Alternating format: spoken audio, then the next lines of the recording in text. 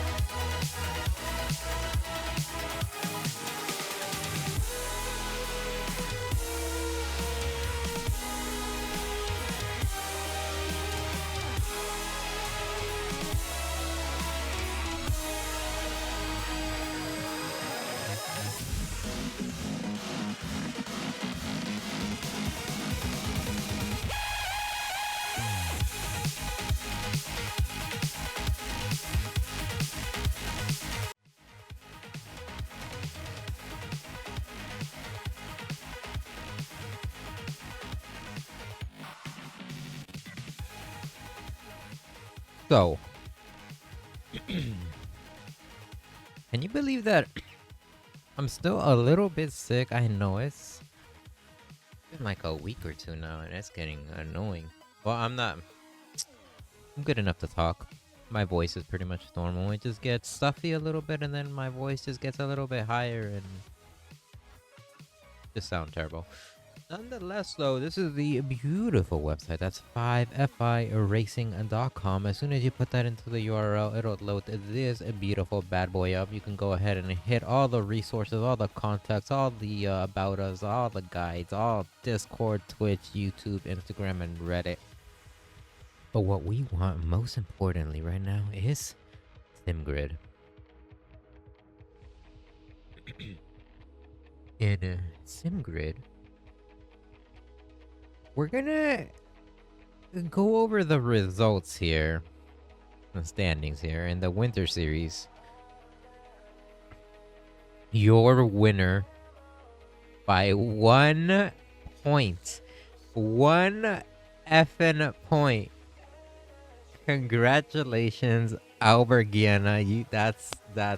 I hope you can hear me clapping, because my goodness, was that fucking close. 303 points versus Jeff Spangler's 302.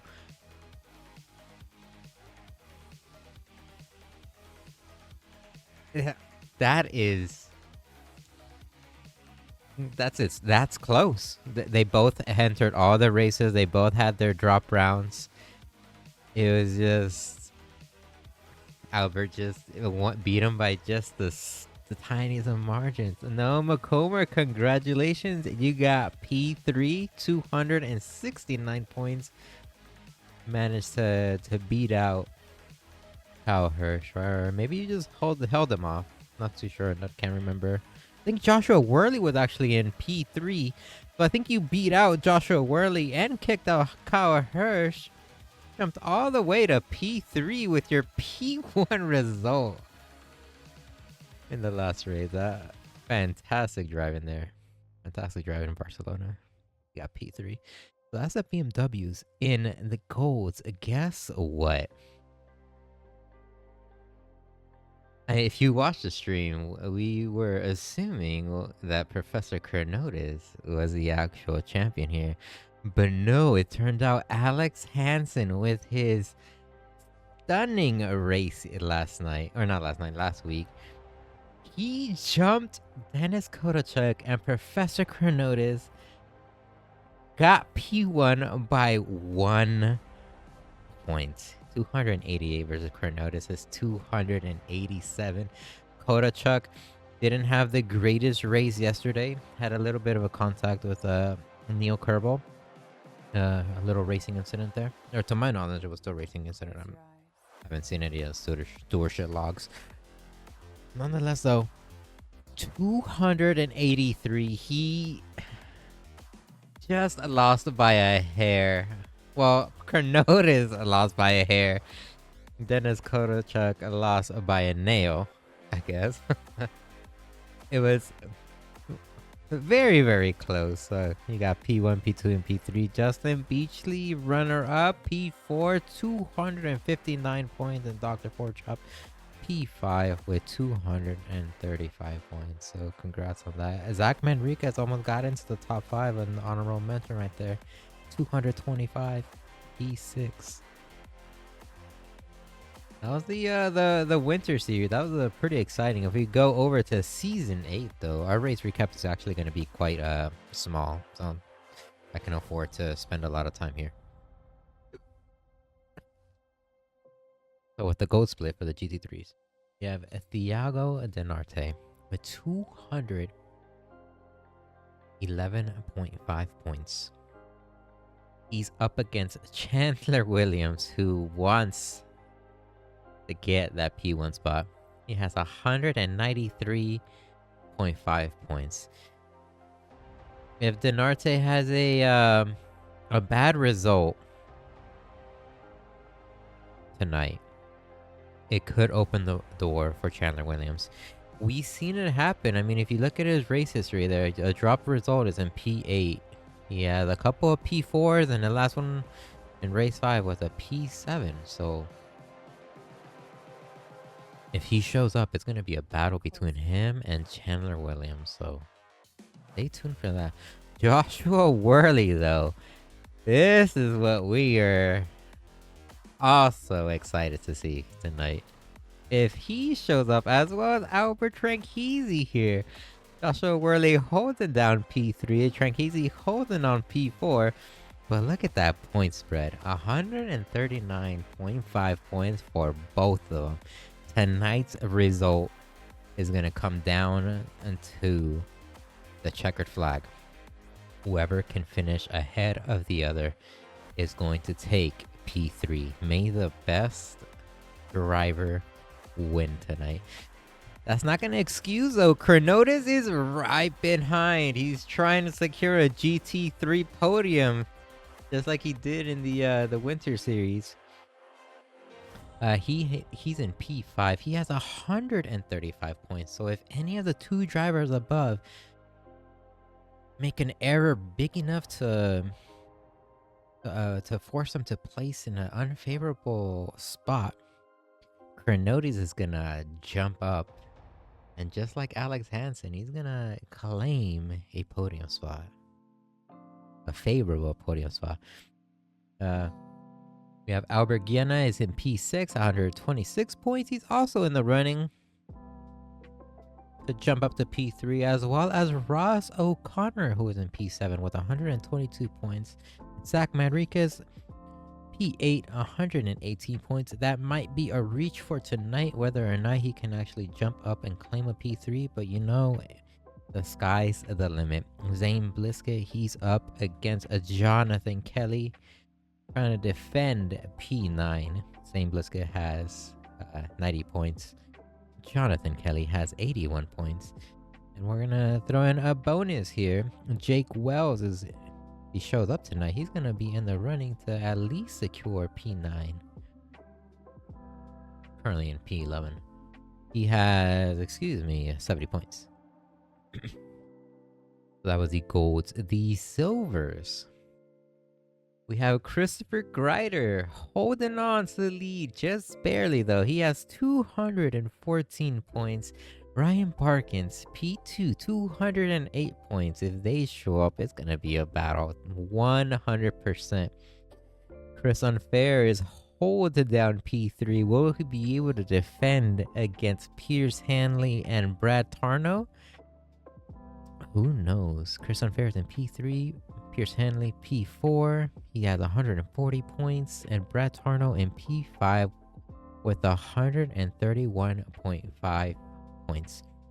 Douglas Furnish is going to be holding down P6, defending against our resident founder here, who's very fast, but I don't want to talk down, but not as consistent here. Although to be fair, he's been car hopping, so he's been having fun. I'm not sure about practice time or anything, but trust me, folks, when he gets down and actually practices and puts his head down and actually focuses up, I hate him, because he'll be right on my ass and he would not let me go. He will not.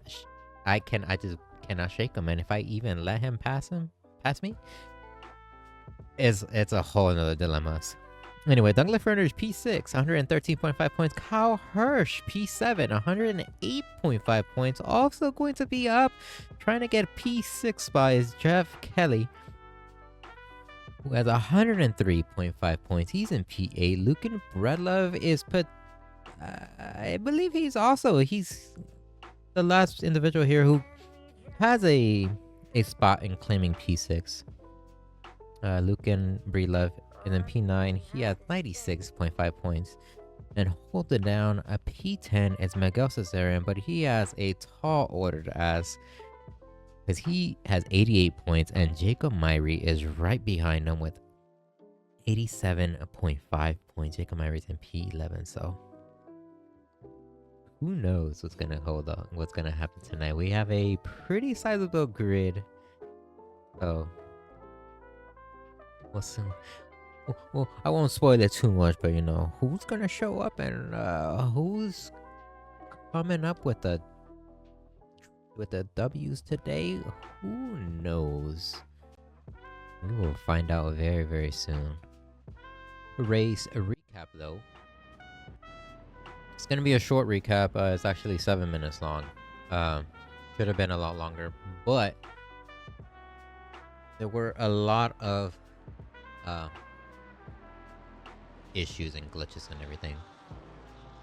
And to be quite honest, I don't remember what exactly happened in this race recap, but we're gonna be following what looks to be Albert Guiana here, who I remember had an incident here in turn 2.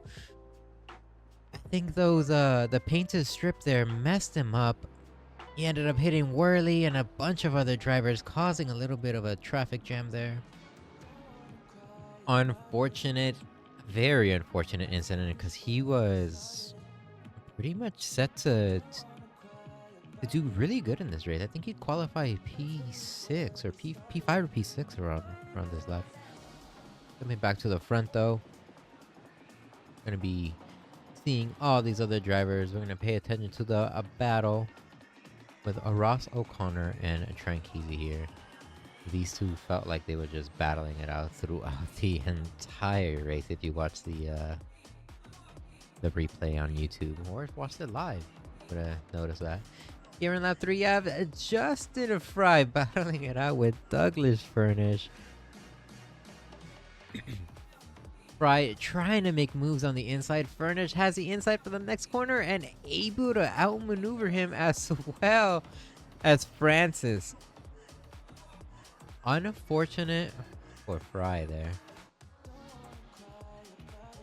Lap 8, you had Ryan Barkins pretty much defending against Joshua Worley. Worley forced to be on the outside. Not the ideal position in these next couple of laps, and even with that disadvantage though, he somehow manages to outbreak Barkins and be a little bit braver, be a little bit more on the edge, manage to overtake him. Brilliant move. Top tier driving right there. Especially for Worley, I think he's still doing the no traction control challenge, so that's a wow thing. You see up to the side in lap 9, you had Kyle Busch go a little bit wide, and he ends up giving the position to Chris Unfair. An unfortunate off-road adventure excursion for the Busch that cost him a small little position right there. Lap 21, you had Chandler Williams. It says it's an overtake between Chandler Williams and Diego Denarte, but it is not. I just decided to show this replay, or this section of the replay, because Ryan Barkins was actually keeping pace with P1 and P2. P1 is ahead of him, P2 is right behind him. He has a blue flag, but I believe that's Chandler Williams behind him. Not able to easily get around him. He didn't have the pace, as well as Diego Denarte. They were being matched by Barkins, so that was actually pretty cool to see. In lap 20, you had Chris Unfair defending against Francis there. Unfair with a bit of damage. Francis tries to sneak one in on the inside, and he just manages to not be able to do it. He's staying really close, well within striking distance. Unfair having his hands full there. Lap 22, Ross O'Connor and Albert Tranquilli. This is an overtake. You might ask where? Well, if you see Tranquilli's over on the right, just coming out of the pit lanes, and Ross O'Connor manages to overtake Tranquilli in the pits. How close can you get? That was just insanely close. Both of them had really good pit stops, and it shows there by how close that overtake was in turn 1. Lap 27, you had Chandler Williams overtaking Piers Henley here. Doing a nice and easy job there. And nothing much to report here, with just a nice clean overtake. We'd love to see those.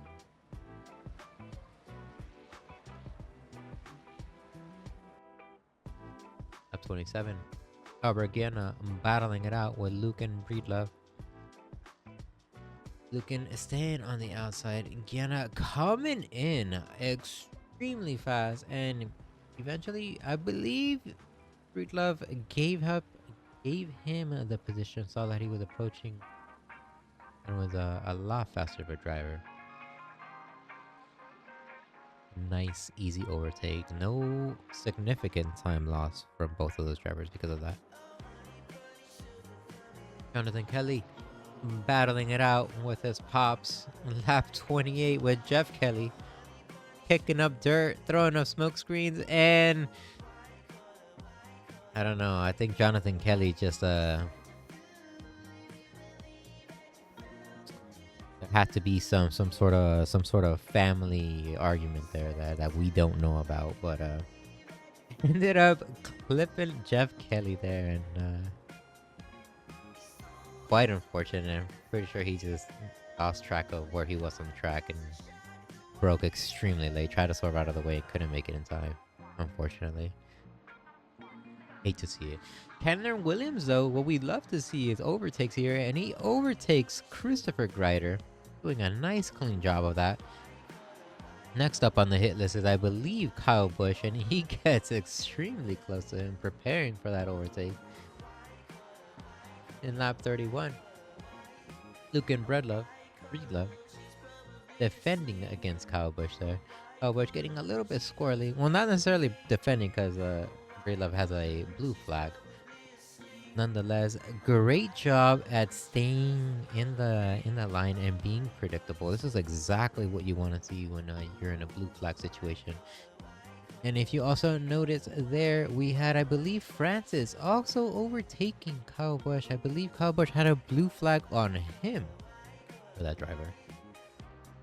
And your race winner,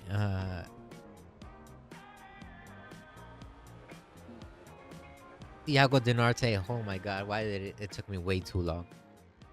Him and Chandler Williams had the exact same car and exact same livery. I'm pretty sure they're doing this on purpose to throw me off. But look at this beautiful view here. As he slows down, we see the fireworks in the background. What a beautiful moment right there. Look at that. Just non-stop fireworks. You can get a good shot right there. Hell yeah. Oh man.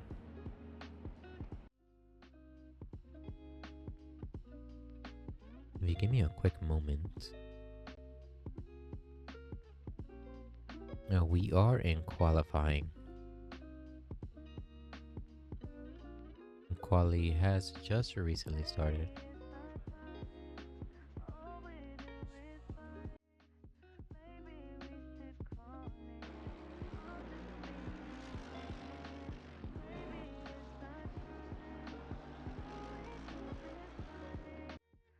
That was the wrong button. Excuse me. Excuse me. I'm still setting up here.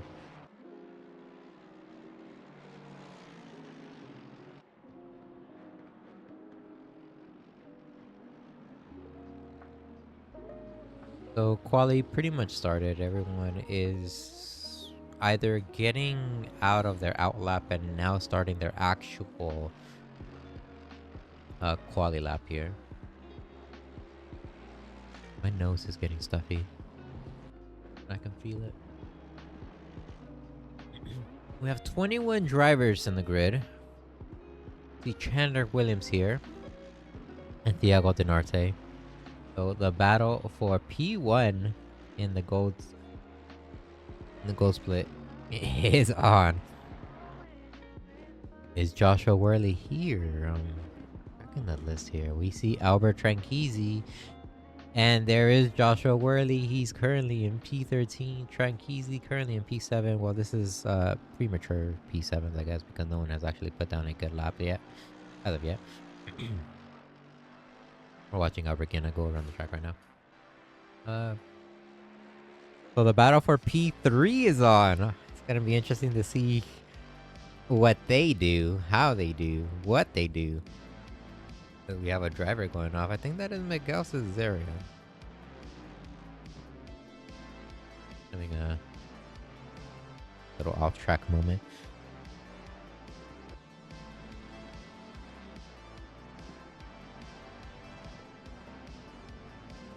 we're zooming in, checking out Pierce Hanley here while I continue checking and inspecting the grid for potential battles. It's wondering if Professor Chronotis is here so he can actually join the battle with Frankisi.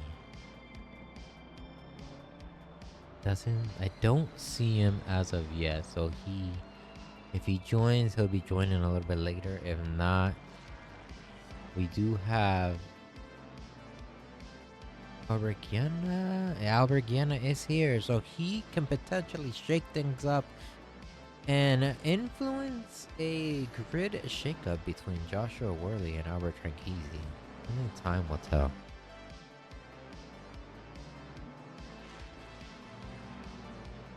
In P3.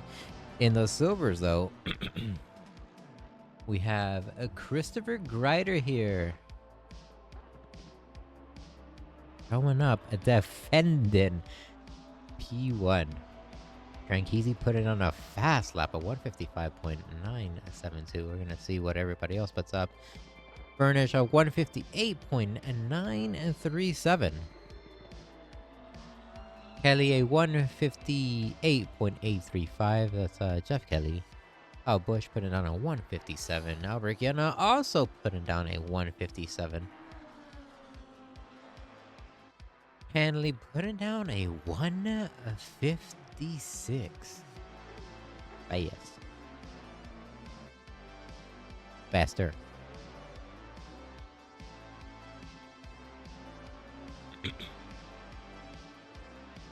As I was saying, Christopher Greider is here. We're currently watching him complete a lap. We're gonna stick with this dude and see how he does.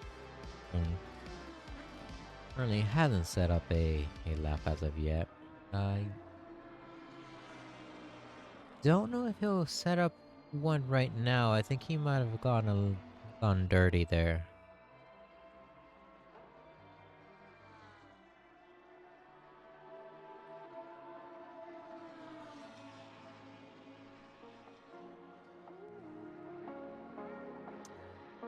He did go dirty, but he put down a 158.650. So, yeah. Let's check out where Ryan Barkins is at.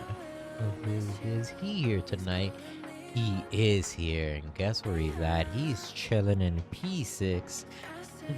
Easy putting on a faster lap. 155.972. Faster than Chandler Williams at the current moment. And Thiago Denarte still in the pits, wondering what that's all about. Interesting. Nonetheless, though, Ryan Barkins and Christopher Greider, they're going to be battling it out for P1.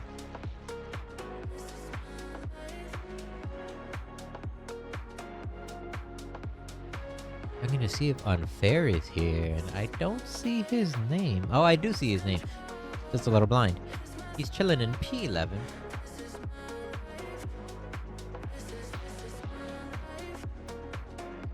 There he is. And he gets a little squirrely coming out of the final corner. We actually have Ryan Barkins right behind him. And there he goes by. Chris Unfair going to be defending P3 against Pierce Hanley and Brett Arnold. Are they here with us tonight? Let me check the grid here. I think I saw Hanley's car, if I'm not mistaken. Pierce Hanley is currently in P3.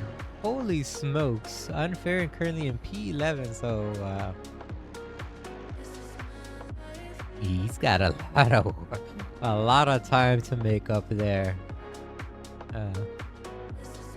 Holy smokes. Hanley putting down the gauntlet right now.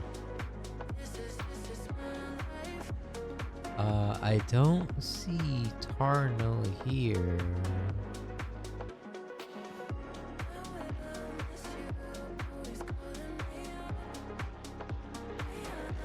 Maybe he'll join later. If he joins, it's gonna be a three-way fight for P3, so that would be pretty cool to see.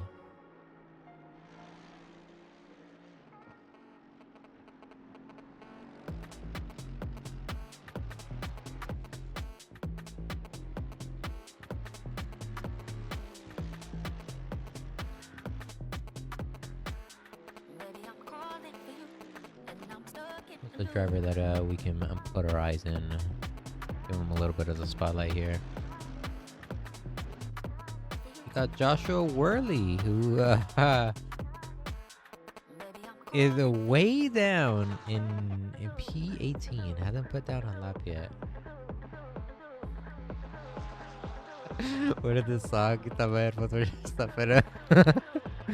You're not the first person.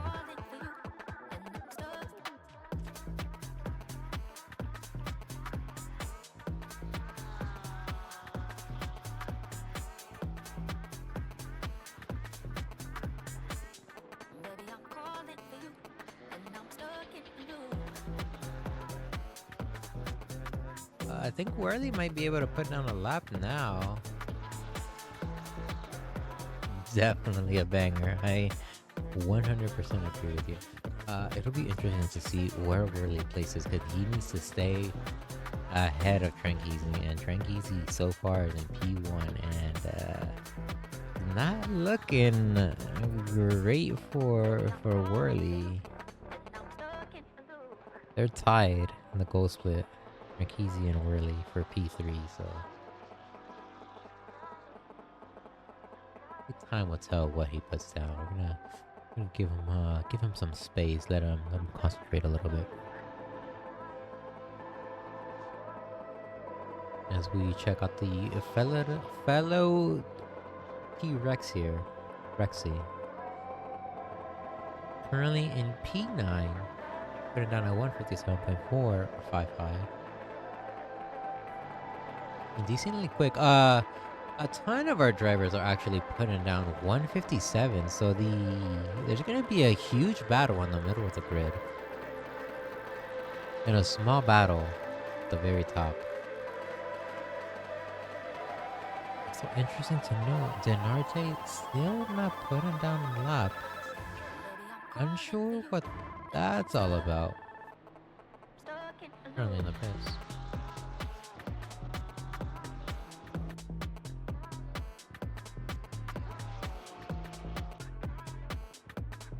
Wait, Todd. You're not on track. Wait, are you even in the GC3s? Or am I tripping?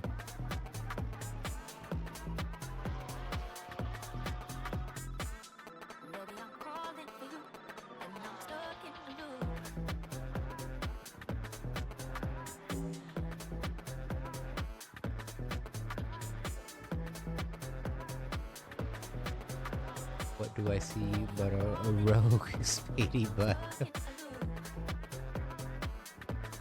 He is currently in P16 right here.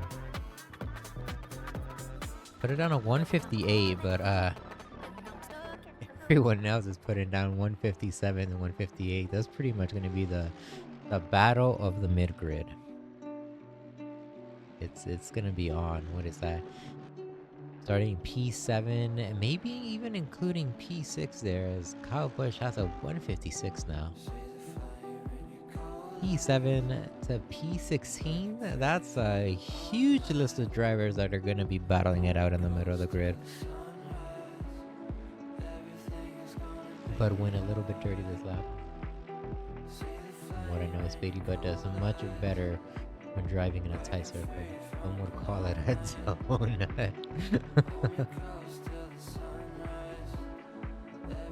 Style points? We should be awarding style points, to be honest.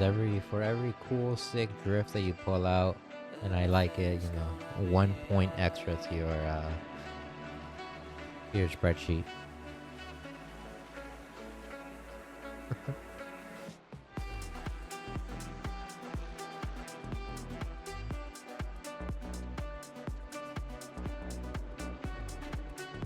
real question is, are we talking chocolate donuts or are we talking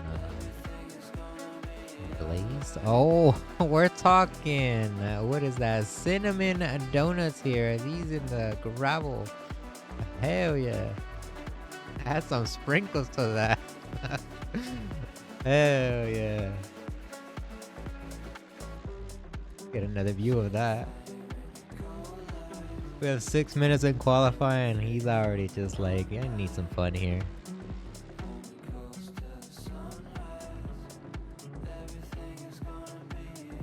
As he's probably potentially drawing a crop circle there. So donuts with some powdered sugar. Hell yeah. Yum. Probably have a bunch of our drivers just seeing him do donuts and getting a little confused, but we love the show here.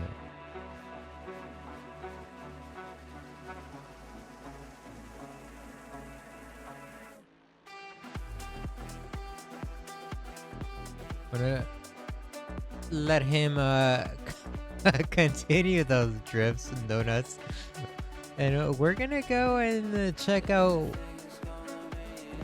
Street Love here, who is 8/10 up on his pace, so doing on a good fast lap.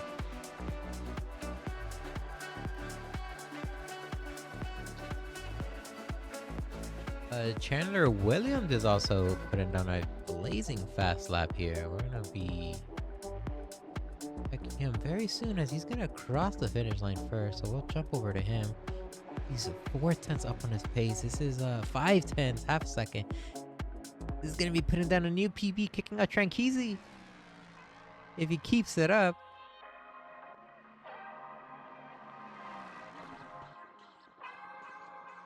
Let's see how he does. He's 3/10 up. Has time to make up. 6 and 7.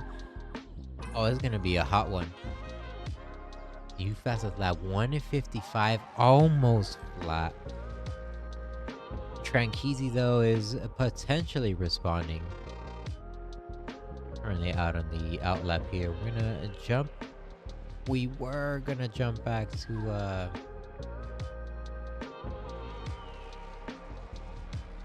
oh my god, I just lost the name. Where was he? Luke and Bradlove. He just crossed the finish line. He was about 1.2 seconds ahead of his pace.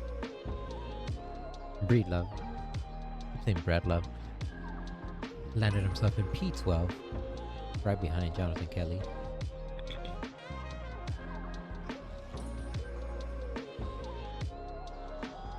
Joshua Worley, where did he put down that lap? He's chilling at a 156.842.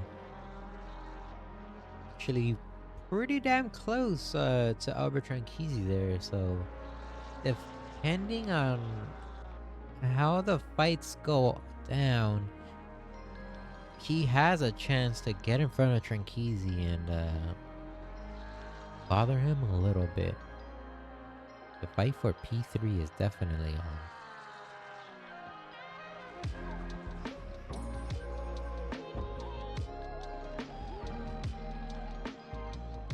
Gonna check out the Panda Motorsports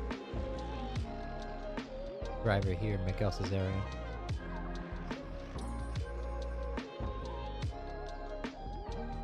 And he put it down a decent lap. He's about half a second up on his pace. Will he hold on to that? Potentially. If he does, it'll be a new improvement, but I don't think that'll be close enough to kick Chris Unfair out of P15. Did I go and ruin this when it started to feel so real? Could feel it running through my They crosses the finish line, put down a new lap. Love to see it. Remains in P16. Loving for the rest of my days. No, I don't want to be alone so late at night. Denarte's crossing the line. He's finally out. He'll have two opportunities here.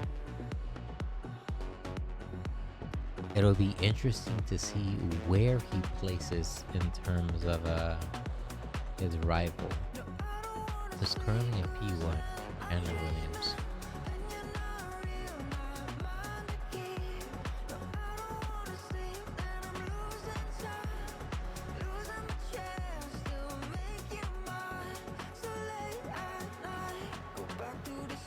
We're gonna stick with him. We're actually gonna hop in the passenger seat with him and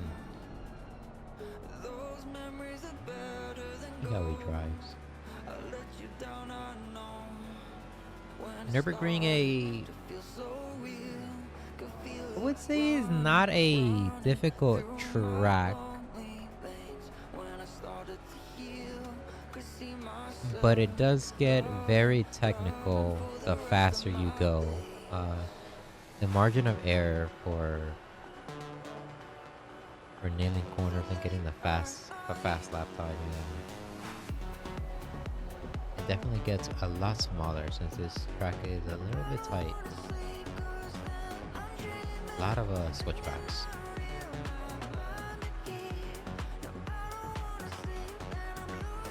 An overall great track to at least test the suspension.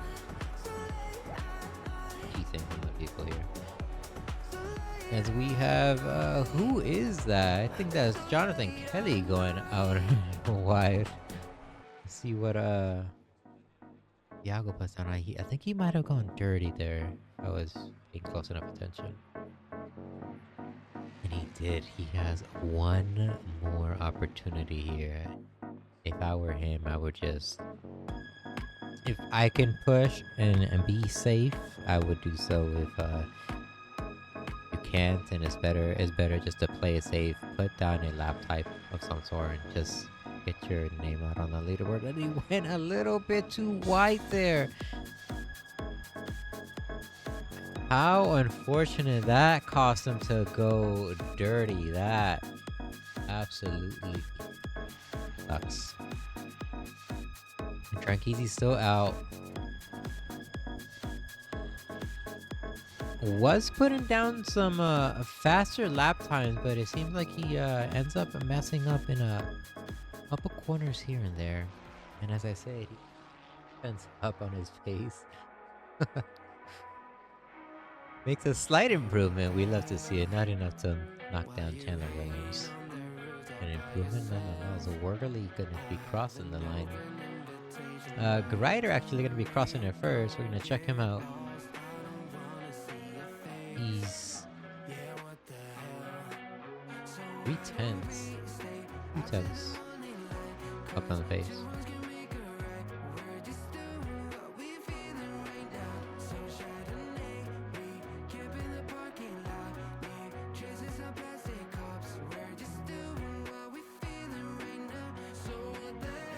Making it actually a really good improvement here.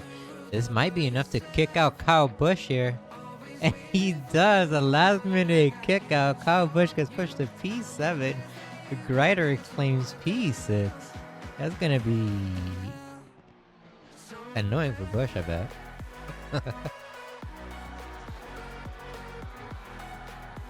Joshua Worley crossing the finish line. 2/10. Oh, holy smoke.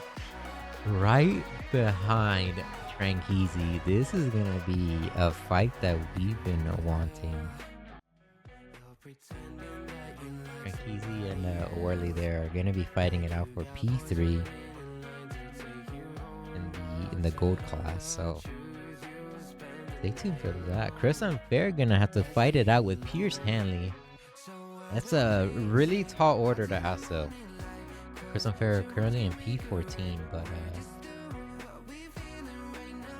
he's P14 and Hanley is in P5, so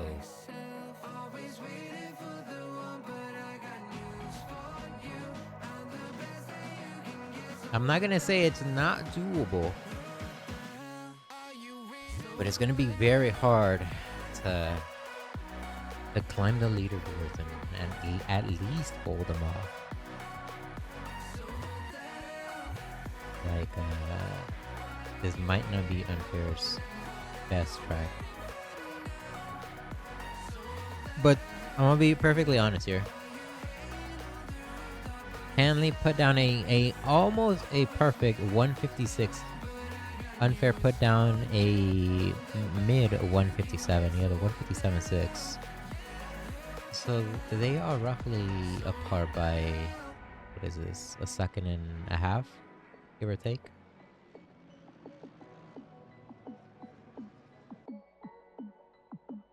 It's entirely possible that he does what I do, and you get better the longer you stay out on the track.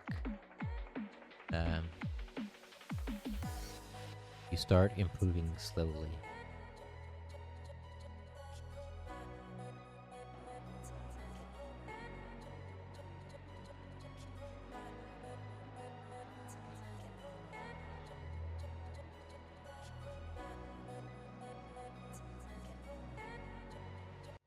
Drivers are out on the field. Give me a moment.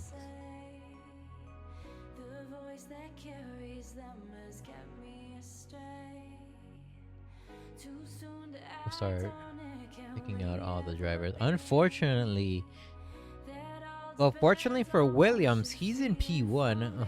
His rival, Denarte, is all the way in the back. They're rocking the same car with the same livery. It's gonna be a little trippy here. Denarte unable to put down a lap time, unfortunately.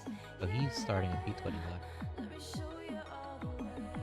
Franchizi P2. Whirly P3. That's a battle. Barkins P4. Hanley P5. Christopher Grider P6. Kyle Busch P7. Zach Manriquez P8. These two like to get in like all sorts of battles. Only time will actually tell if they get in another battle tonight. Jeff Kelly P9. Albert Guerna P10. Jonathan Kelly P11. Lucan Breedlove P12. Francis Thorough? I'm assuming is how you say your last name. I apologize if I know I got it wrong. Francis Thoreau? Rocks? Francis T P13. Chris Unfair P14. Was that who was that? I was getting in front of him. Douglas Furnish is in P15. Miguel Cesarian P16. Rally Dutchy P17. Spady Bud P18. Nico Myrie P19. Jeff Spangler there you go, P20. And Diego Denarte are P21. We're gonna take a helicopter view and see if anyone gets into any mess. I think we have Kreider making a little bit of contact there. Getting hit by all sides.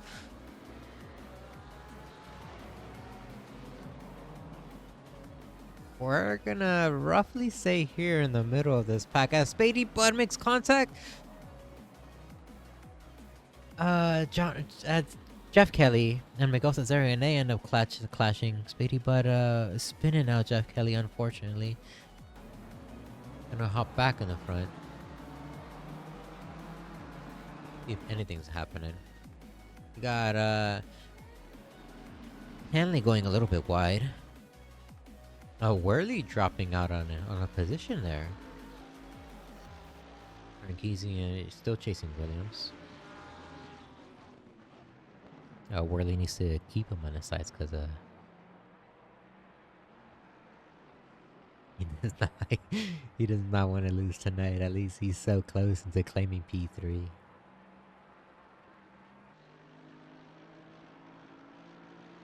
So far, the rest of the grid lining up nice and orderly.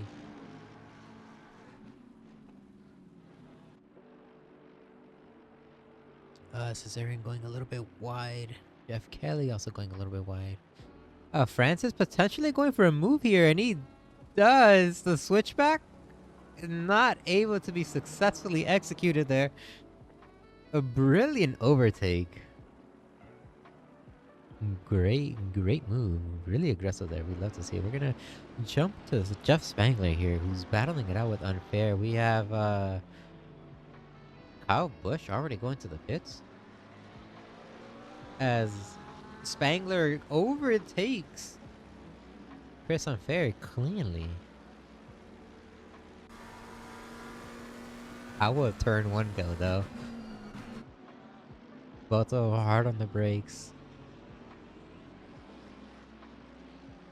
So far, so good. All right, we love to see it. We're gonna check out Douglas Furnish because he's battling it out. Jonathan Kelly, Rally Dutchy, really close behind.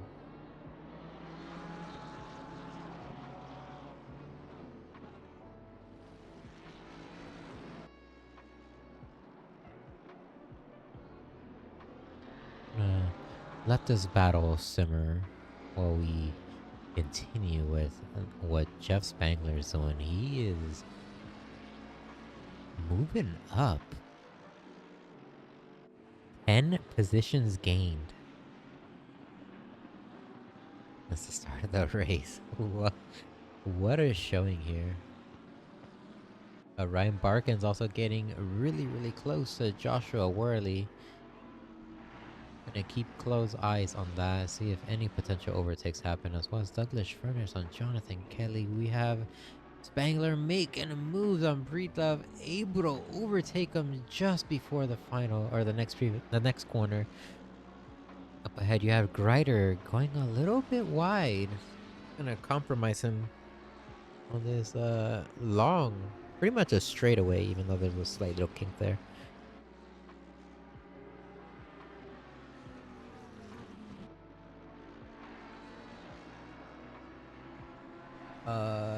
We're gonna let this battle simmer as we're gonna check out these two as Speedy Butt. Oh, Speedy Butt has damage.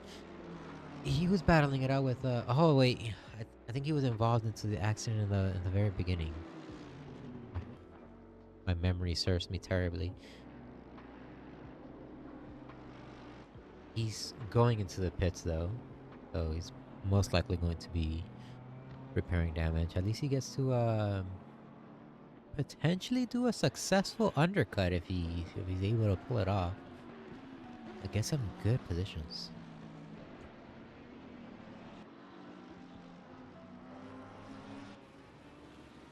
What we didn't see is Spangler overtake Kreider. We missed that, unfortunately. Probably happened at turn 1, I'm gonna be honest. Spangler probably got him. Probably had a better exit. Spangler put it on a show though. 12 positions gained.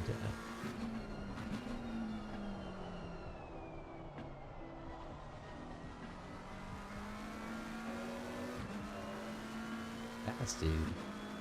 Fast dude.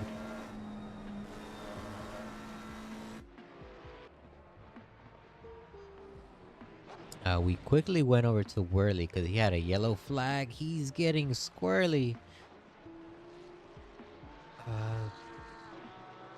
Lost a position to Ryan Barkins here. And Zach Manriquez is going to be approaching it very soon. I'll be honest, why did Bush... Oh, wait. What number is Bush? Bush is 30. We have a penalty communication here. How did he get it so damn early? He cleared a drive-through. This is Kyle Busch. That's why he entered the pits early. That is very unfortunate.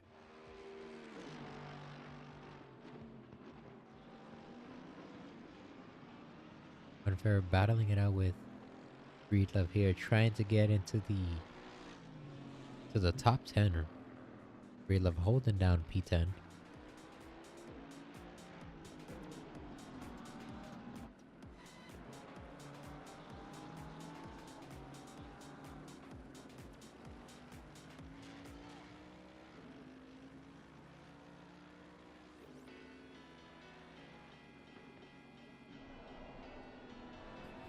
Let's get it. I love it. Right there on the spoiler.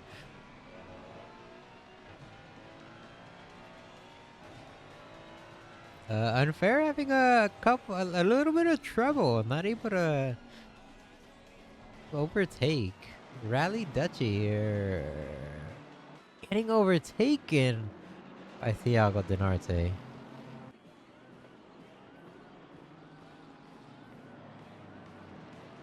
Denarte currently in P15. Oh, Duchy getting overtaken by Kelly there as he goes a little bit too wide. Has a couple mistakes.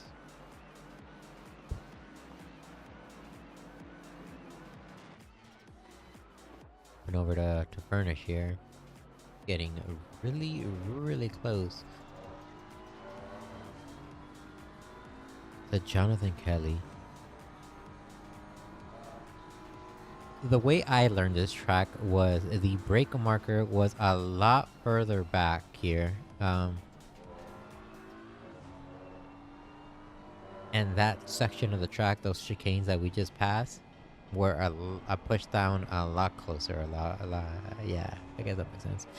Anyway, this was in Gran Turismo GT Sport.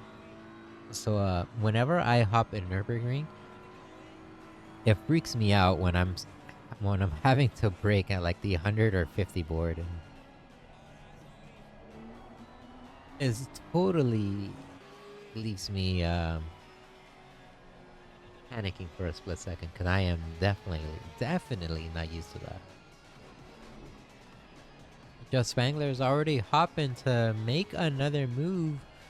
Chris Unfair is trying to do the same. We're gonna hop over and check out the defense between Manriquez and Spangler. I think that's gonna be happening first, while Unfair gets the his engine revving.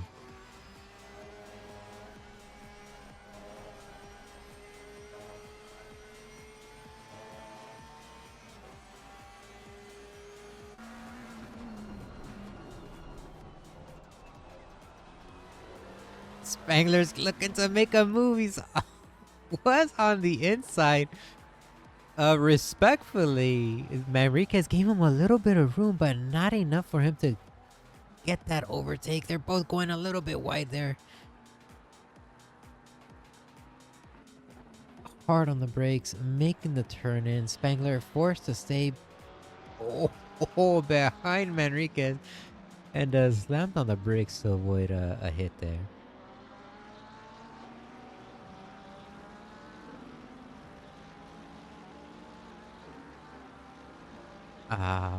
Manriquez going with defensively, a wise choice, forcing Spangler to take the outside line.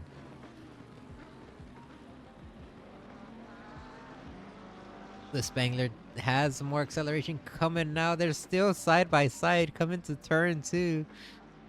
Heading into turn 3. Spangler coming out on top. What a great overtake. I'm gonna jump back and check out Miguel Cesarian as he's attempting to get around Jonathan Kelly, potentially doing the exact same thing that we saw. No. Not able to make the move happen, and now he has Jeff Kelly behind him, so he's smack dab in the middle of family members here.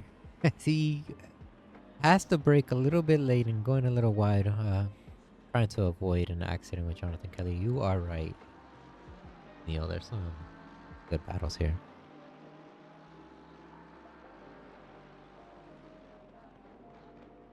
Good. We're gonna.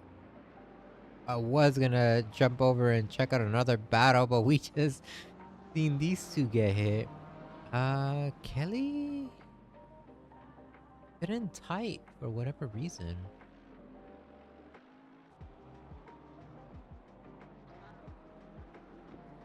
Probably had to restart the engine. Probably something probably happened there, but he lost out on a couple positions there, unfortunately.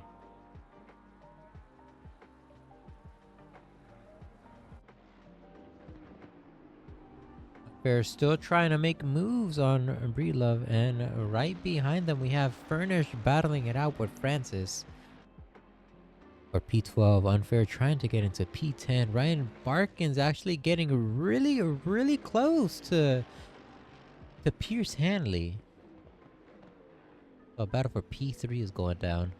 Chandler Williams still being held honest by Albert Tranchisi. And Thiago Denarte making overtakes happen. Overtake Francis here.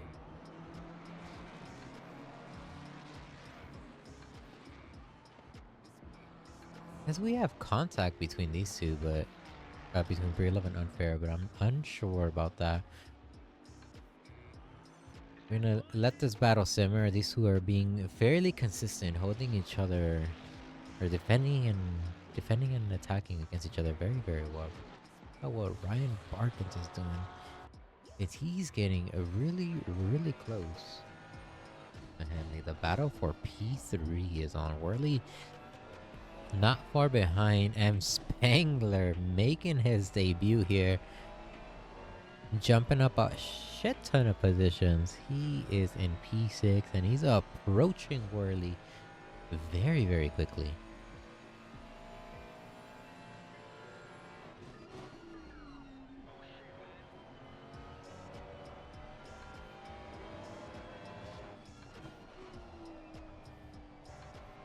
Barkins, but almost going on the inside. How close did he get? Holy smokes.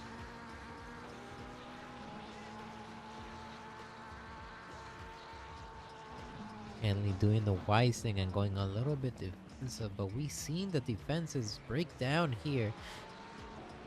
Will Barkins be able to pull out a move that we saw Jeff Spangler do? And it looks like he will not be able to do it as of yet.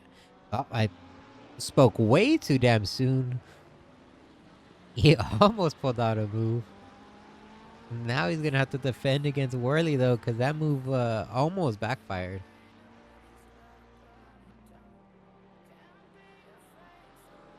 Spangler is just enjoying the show. Worley breaking a little bit too late, ends up clipping Spangler. What an unfortunate incident. Now they're both stuck as they rejoin the track.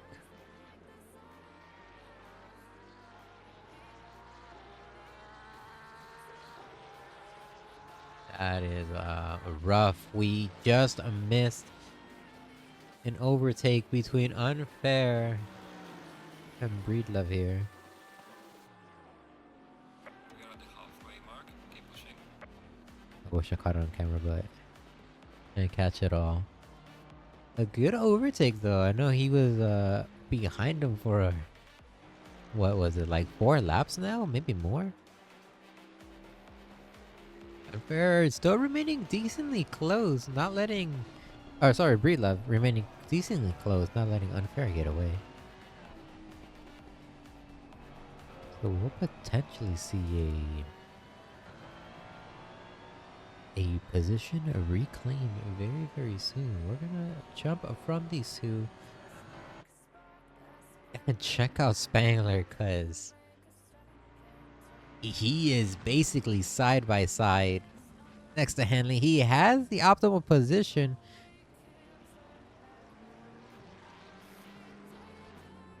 Making brilliant moves here, just showing us excellent racecraft. I am taking notes because my racecraft is absolutely trash. Haven't been racing in a while, and it shows since I did a little fun race on Tuesday in Laguna Seca. And I was able to put down some fantastic lap. Actually put down a new personal best, but I noticed that when I was defending or attacking, I was not Jeff Spangler. I was more like a bot, like a dummy on the track. I could not defend or attack as well as I normally would. Jeff Spangler also has the fastest lap of the race. He has a 155.115. Man, just pulling out all the stops here. An overall gain of 17 positions with the fastest lap. Can anyone stop this man? He's probably going to end up catching up to Tranqueezy well within... Actually, no, I lied. This is not an hour-long race. I totally thought this was... This is a 2 30-minute sprints.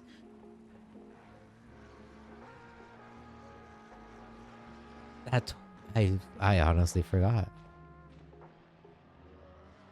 I was ready for a whole hour. Well, I still am. I mean, 2 30 minutes equals an hour. But an hour non-stop. Jeff Spangler putting down a faster lap. 155.045. Holy smokes.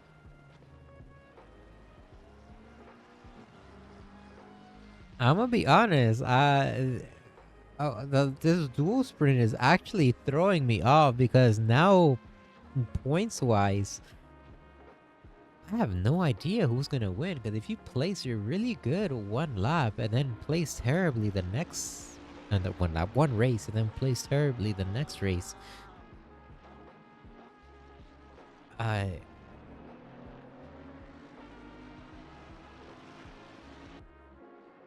basically leaves all the points up in the air. I actually don't know who will win.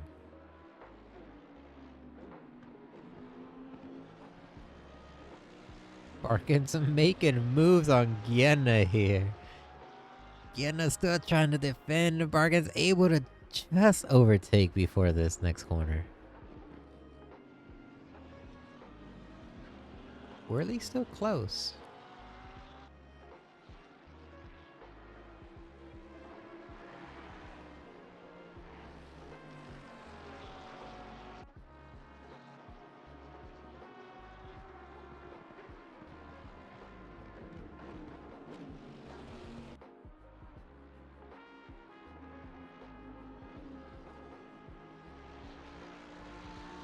My nose is now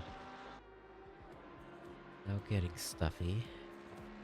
It's annoying because it's getting harder to take a breath and commentate. Jeff Kelly. Oh my god, Jeff Spangler. Can anyone slow him down? 154.800. He is picking up the pace.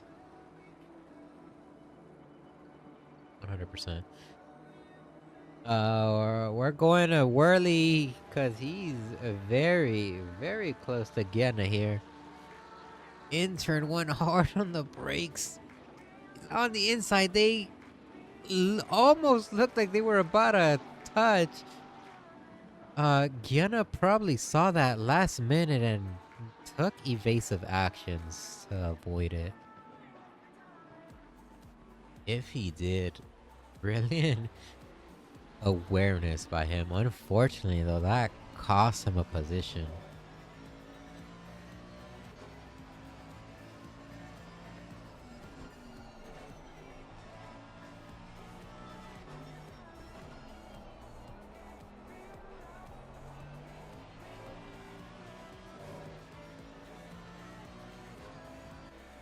Arkin's not too far behind or ahead of Whirly and Gienna. So if those two can actually play nice, they can potentially catch up to Barkins and fight for P6.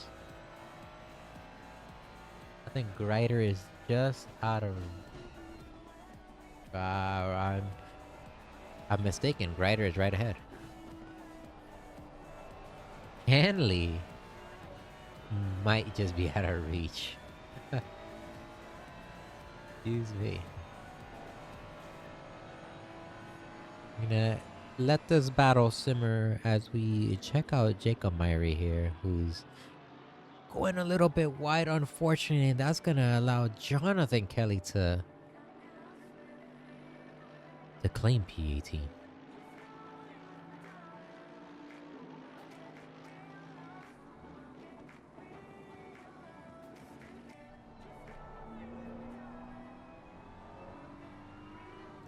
If you look at the overall lap times here, everyone, well, mostly everyone,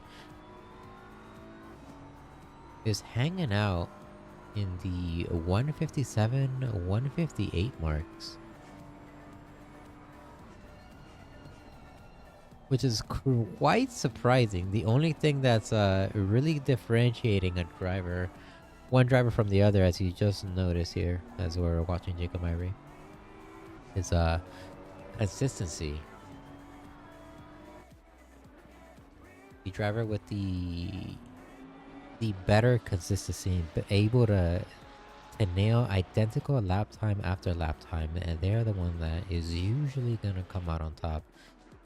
As you see Barkins here showing what consistency actually means, closing the gap from Christopher Greider. Worley not far behind. Again, losing a little bit of pace. Actually getting split off from Worley, unfortunately. Oh, yo! What happened?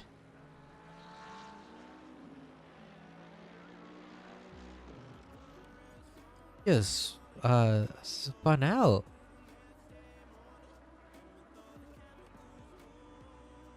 We have a little bit of time at least. We can go back in the replay and now I'm actually quite curious to see what exactly happened there. I'm assuming he lost traction in the rears and that forced him to oversteer and just couldn't control the slide. Watching Miguel Cesarion try to make moves on Jonathan Kelly as he basically kissed the rear bumper of Jonathan Kelly. No contact was made, but holy smokes was that close. Thiago Denarte approaching Luke and Breedlove. Gonna jump and check him out. See when and where he decides to make that move.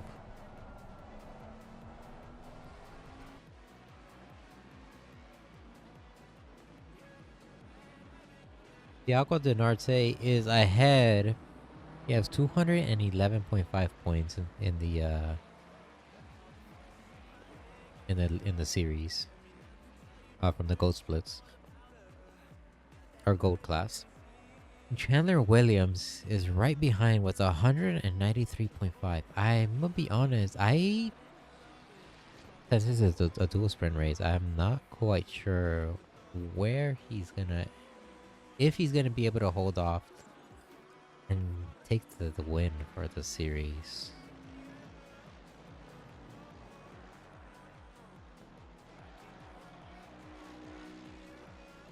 Chandler Williams still in P1. Albert Tranchisi not able to make magic happen, at least for race 1. Definitely keeping Williams honest. As Spangler puts down a faster lap, 154.757. Holy smokes. Someone check what's under his car hood. Is he running NOS or something?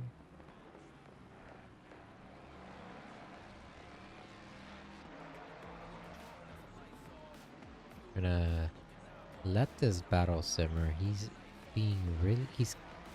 getting really close, but so is Jonathan Kelly here, or Jeff Kelly, excuse me. Both drivers are gonna be making moves. We're gonna check out Thiago here, who managed to overtake Breedlove here before turn 1. Nice driving. Let's see if Jeff Kelly could do the same.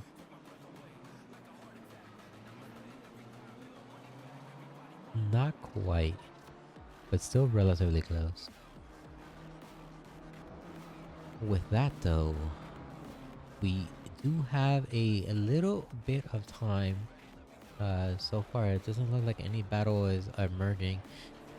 Let's check out what happened to Grider if I can find the actual replay file here.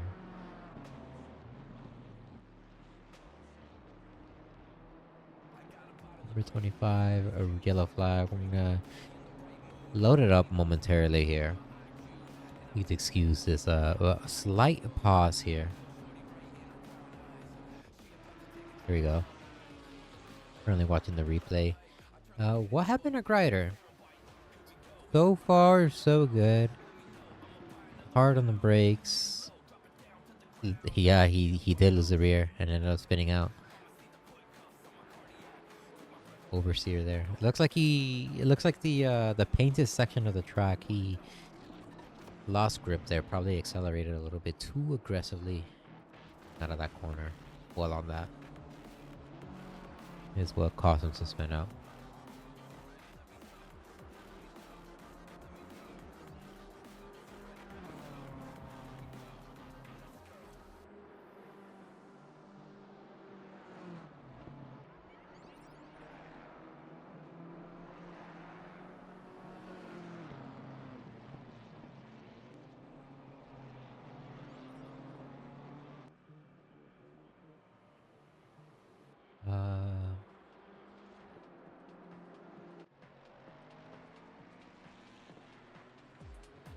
Luke and Bradlove in P1? What happened?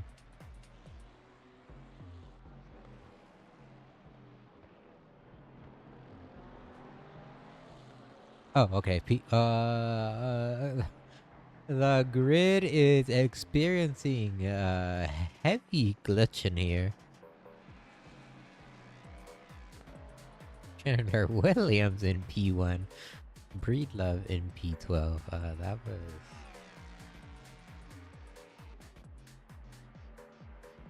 unusual.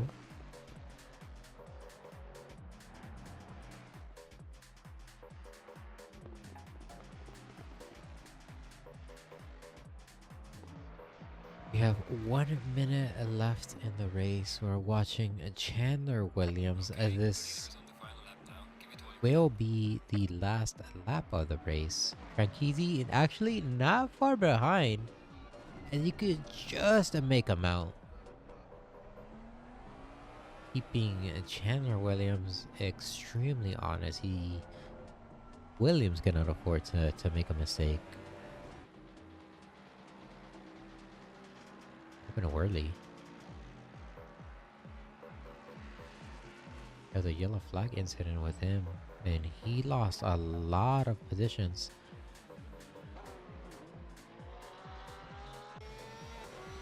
What happened to Worley? Holy smokes, he is bruised and banged up.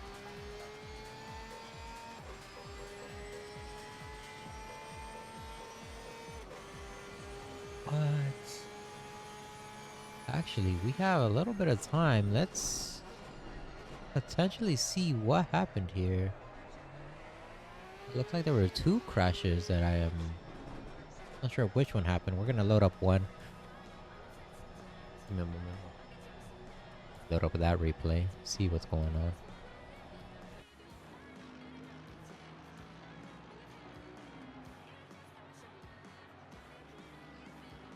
So far, so good. Ends up going wide, loses control, and smacks head first into the guardrail. Oh, and heads into... Oh my! That was probably a code brown moment for Zach Manriquez. Going back into the live view, you have Thiago Denarte making moves on Chris Unfair. Able to put on a nice little show there. Overtaking Chris Unfair. Unfair not far behind. Keeping up and actually matching pace with Denarte.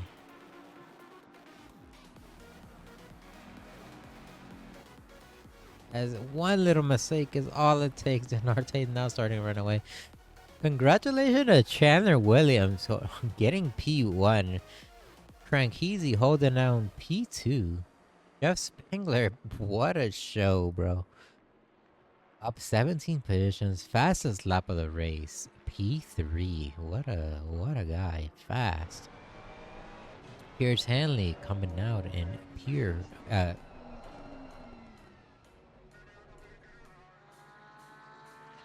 coming out in P4. Ryan Barkins holding down a P5. Albert Guiana gets P6. Christopher Greider P7.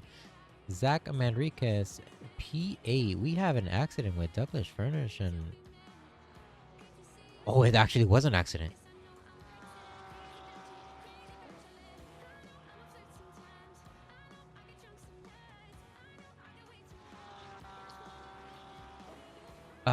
Well, unfortunately, I can't review it as of yet. I think we left off with a Greider. He's in P7. Zach Manriquez P8. Thiago Denarte P9. Chris Unfair P10. Lucan Breelove P11. Francis T P14. Or P12, sorry, P12. Worley comes out in P13. Furnish 14. Kyle Busch 15. Jonathan Kelly 16. Myri 17. Cesarian 18. And Jeff Kelly. I wonder what accident happened there. That was P19. Ladybud 20 and Rally Dutchy 21. Let me see if I can check out the accident here. We're gonna load it up while we have a little bit of time, since that's a lot of the drivers ended up teleporting to the pits and not crossing the finish line. We have a timer here. The accident with Jeff Kelly. What happened? So far so good. Has good speed coming out. Hard late on the brakes. Tapping him in the rear. Oh. That's tough. It wasn't as bad as I thought as what we went back. We had a bunch of other accidents, but this looks like it was after the race.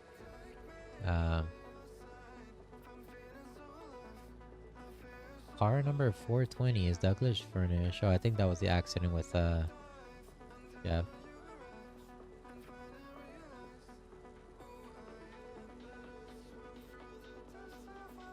We have another accident here. Car number 54. That is Francis. We're gonna load that up and see what's going on here. Like Francis was battling it out with Furnish here.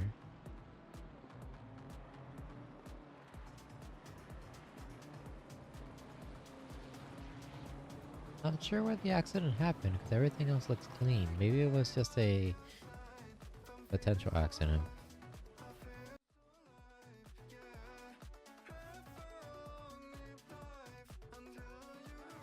And nonetheless, we have Albert Tranqueezy coming out ahead of Worley, at least for race 1.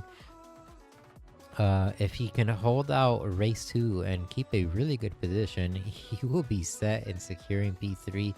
It's not looking good for Joshua Worley. Worley does have his hands full with the series, and as well as he's running. I'm pretty sure he's still running the race with no traction control, so he is a ballsy, especially here in Nürburgring. Thiago Denarte, unfortunately, not able to put up a quali lap. Cost him to start in P21, but ended up finishing P9. Not far ahead of Chandler Williams, so if he can do the same thing race 2, he might be able to hold off and secure P1, and Chandler Williams is gonna have to stay in P2. The points is going to be extremely close, at least for the goal split, though. For the the silvers, what I'm seeing here is Pierce Hanley finished well ahead of Chris Unfair.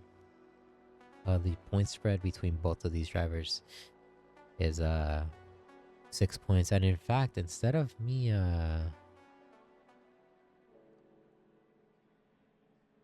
speaking about it, I can just show you real quick. Why am I just leaving you in the dark? Race results are not being updated. That'll be done after the race. As you'll see here, 6 points is separating Unfair from Hanley. Hanley finishing P4. Unfair finishing P10.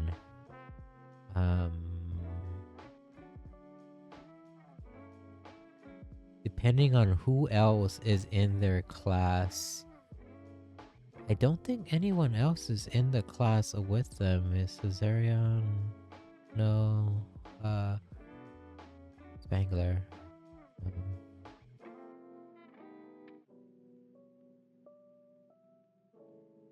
So many names. So many drivers. A point being, if what I'm seeing is correct, Hanley placed a 1 position above Unfair. He is...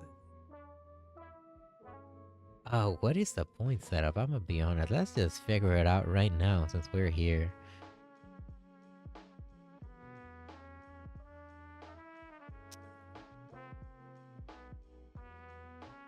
I'm gonna be honest. Normally,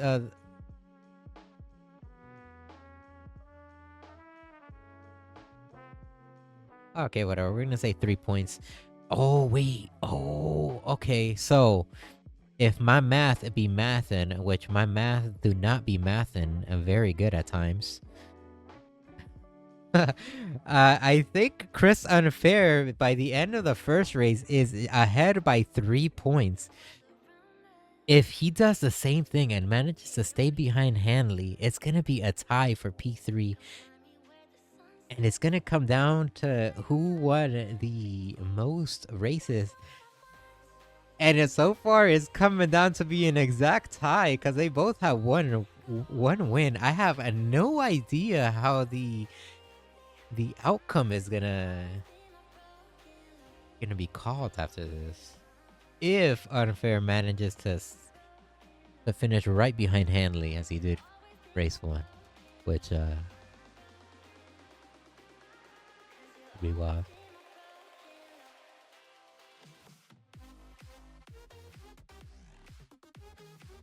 That's if my math is mathin', but you know, sometimes that sometimes that's not right.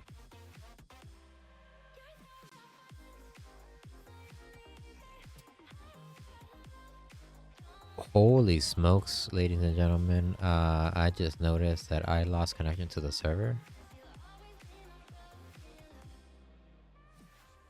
Un momento while I reconnect. What is...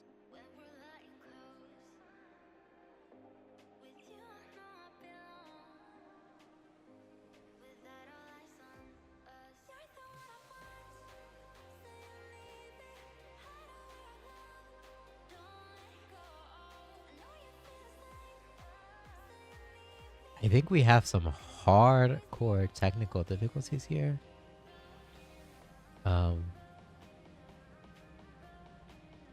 If you'll apologize, if I'll apologize for the hiccup here.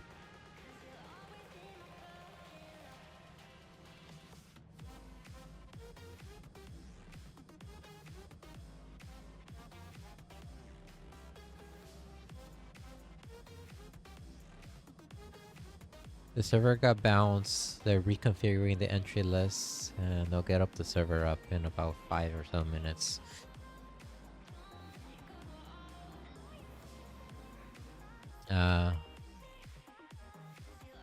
Any little oops here. Seems like Nürburgring is giving us issues.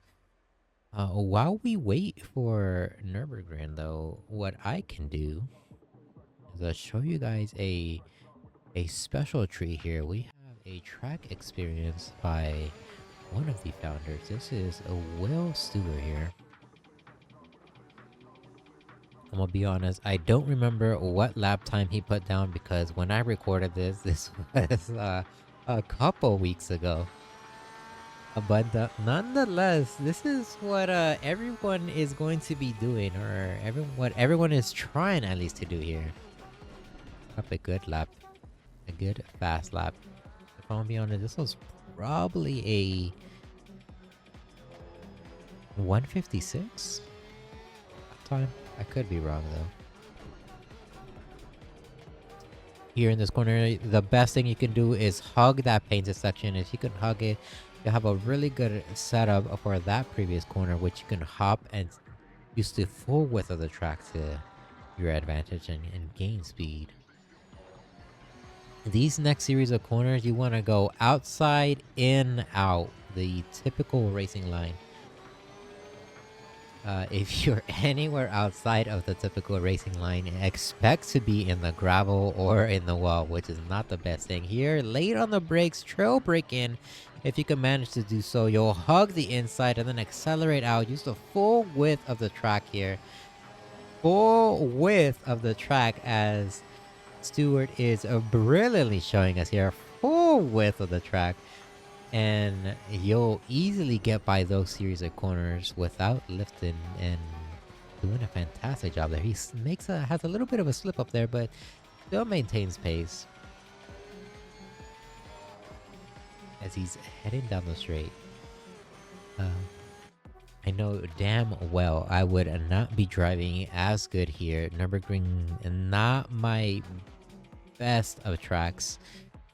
Those corners, you do not want to take it as aggressively as he did, but if you can, go for it, as long as you don't get a penalty for it. There is pretty much the same thing as others. Outside, in, out. Use the full width of the track, full pedal to the metal type moment, and you'll land yourself with a near 156 pace if you're driving exactly the way Will Stewart was doing.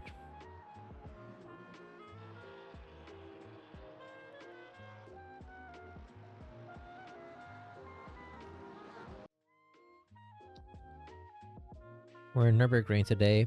I don't have any dad joke stocked up, unfortunately. I ran through them. I could recycle old material, but I don't know if anyone wants to listen to that. But a Nürburgring here, I am not going to pronounce any of these corner names because you got me fucked up. How do you even say that second one? Mercedes? No, I'm just messing with you. Nürburgring,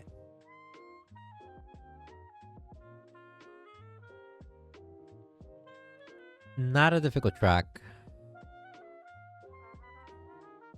but not all, but also not the absolute easiest.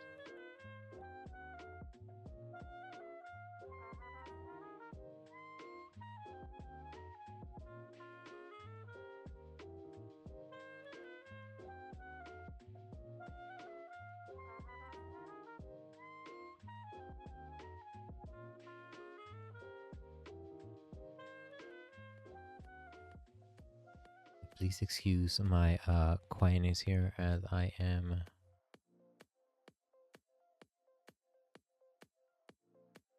rechecking the servers.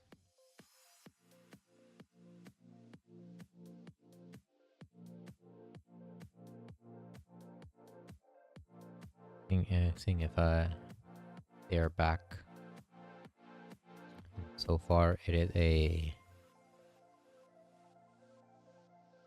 hard no.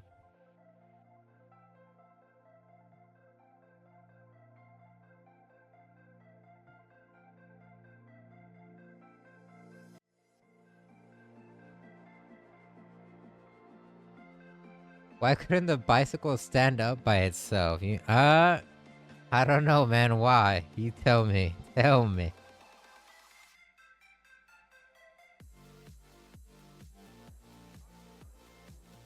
Also, what's up, Whirly? It was too tired. Oh my. No. Nice.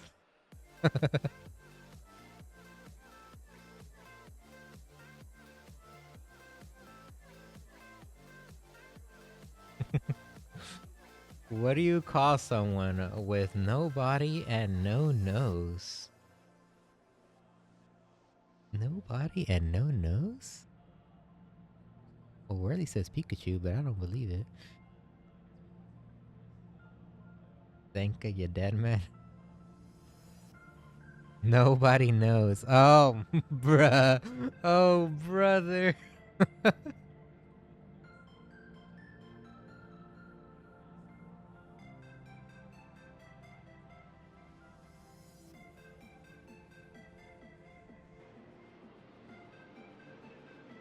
Oh my god.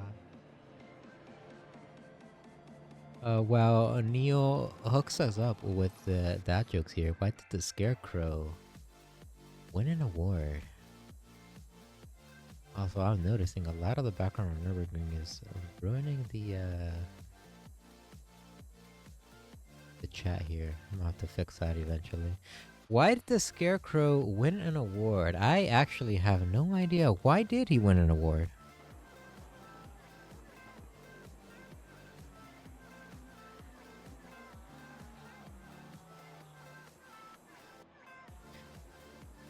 Because he was outstanding in his field.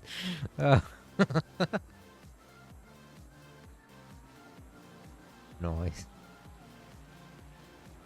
While Neo hooks us up with the dad jokes here, I could go over the Nürburgring in GP. It is at 3.2 miles long, 5.15 kilometers long. A total of 15 corners. Setup is medium to high downforce, medium suspension. That is the generalized ideal setup.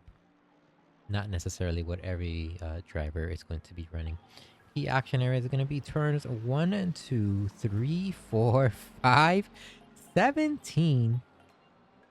Sorry, 1, 2, 3, 4, 5, 7, 10, 11, 13, 15. Where did I get 17 from? I have no fucking clue. I just saw 7 and I need to work on my handwriting. Let's do a quick check and see if the server is back up, and it is not. It is still on Hungaroring.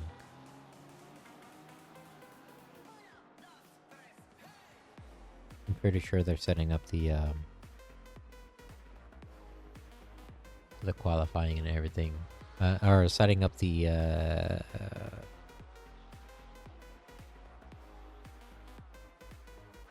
they're setting up a race 2 with a qualifying time, so no one has to requalify, because that'll... I mean, I wouldn't mind. I'll just stream it all. Pretty sure our drivers will mind, though.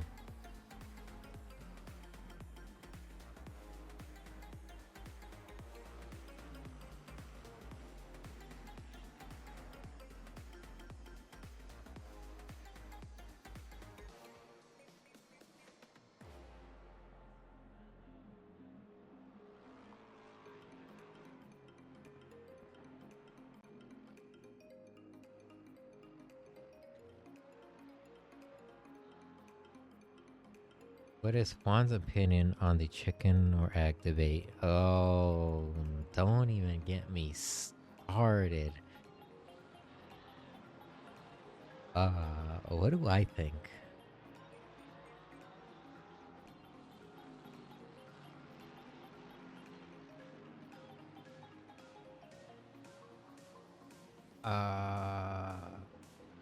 The chicken came first.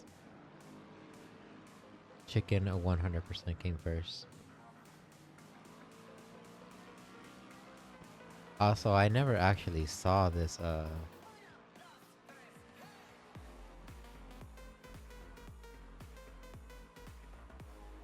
this B-roll. That was actually pretty cool. I really outdid myself. Servers, why don't racers use bookmarks? Damn, I feel like I should know this one. I really feel like I should know this one.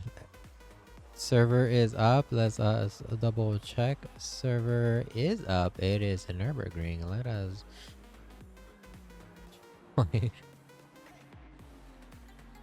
As if you guys are following us in the Discord, you'll see all the the tomfoolery that's going on there. Everyone's pretty much clowning around, twiddling their thumbs, trying to get into the server. Throwing gifts out everywhere. Is it gifts or is it gifs? I'm gonna be honest. You know, you let me know, because I will pronounce it the opposite way just to piss you off if you don't tell me. Why don't racers use bookmarks? I'm gonna be honest. I don't know why. I'm really trying to...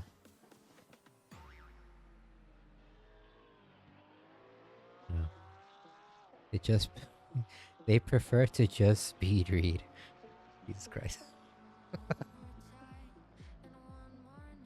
Okay. The server is up. I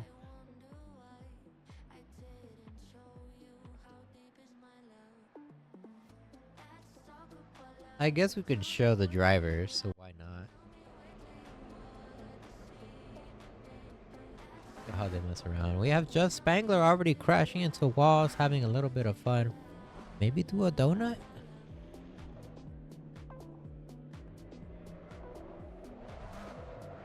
Yeah, doing donuts. Oh, camera view, there we go.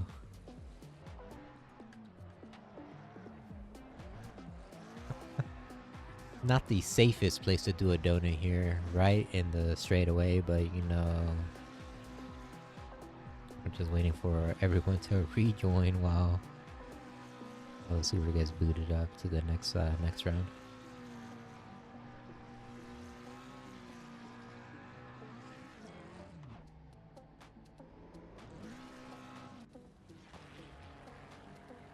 Pretty much chilling in the pits. Who was that blowing by? Was that right? What do you call a fish with no eyes? What do you call a fish with no eyes?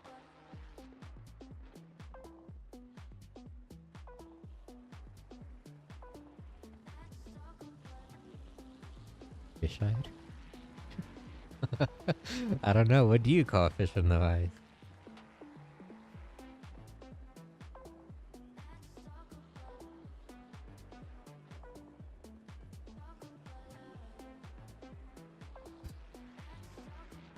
I'm so fucking done.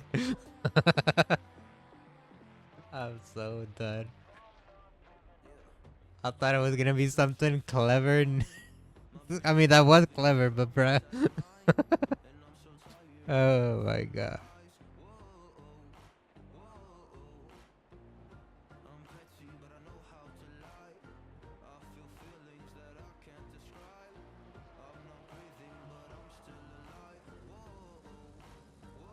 I got a old dad joke. It's terrible. If someone told me that joke, I would walk away from it. You know what? You know what? You know what? You're absolutely right. I'll see you guys next week. No, I'm just fucking with you.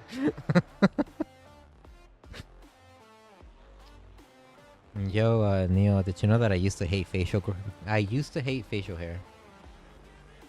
But then it grew on me.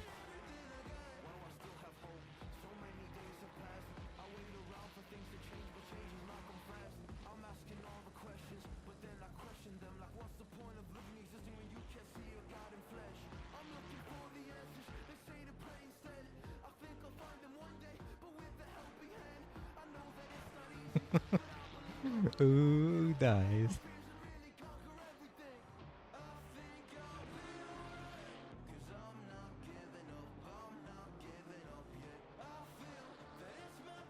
We have 17 drivers on the grid. We did have 21. I don't know if we have everyone. Maybe the other guys decided to call it quits. Who knows? But this is practice, so I don't blame any of our drivers, like Hanley or Jonathan Kelly or Barkins, putting on some laps, getting some practice in, and preparing. It's two.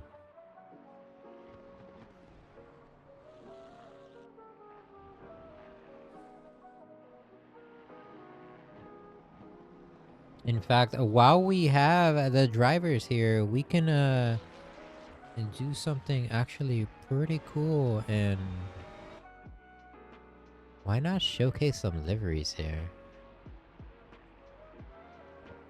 This Pierce Hanley's. There's a Senna tribute here.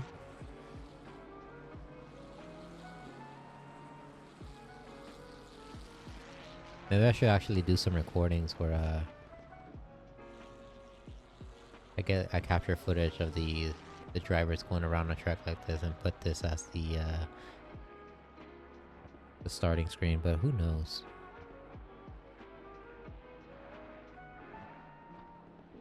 What else do we have that I can show off? Oh, okay.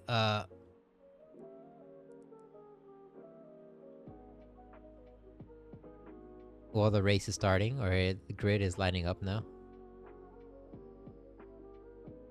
Anyone want a Miller Lite? Because we got a livery here.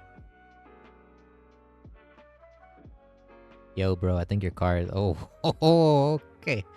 There we go. That's more like it. Yeah.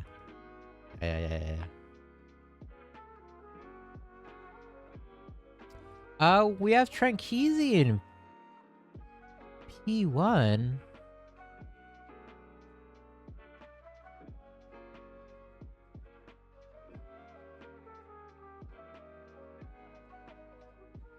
Where? Oh, Chandler Williams is in here.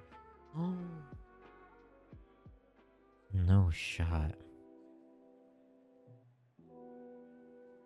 Joe Spanglers has got a dragon. You actually are right. Let's find Spanglers, because I noticed it was actually a pretty cool livery here. Let me get up close and personal here on Spanglers.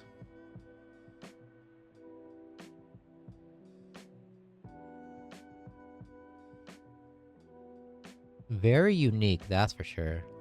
Rocking the Madhouse Racing Dragon here.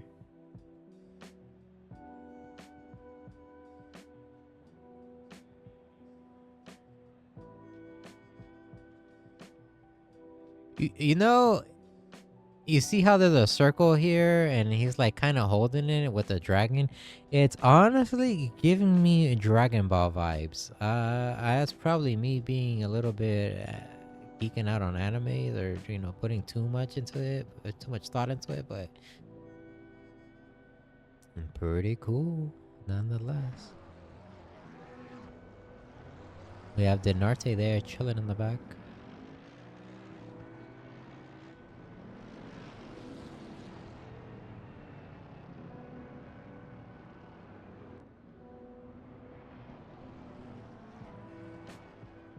We're on the same page, Dragon Ball, yeah. Definitely gives off those vibes. Well, we have Tranqueezy in first, Whirly in second, so this is gonna be, for the most part, interesting. I gotta make sure my audios are Green light. Go. good. At least Spotify not being so loud. We got the greens. Everyone is out on the races. We have Tranqueezy on the inside, Whirly on the outside. Grider dive. Oh no!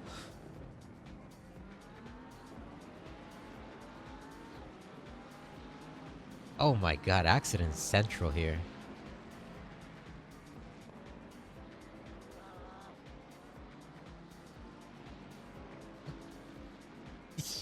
This is definitely man, is this oh, more accident. Huge grid shakeup here.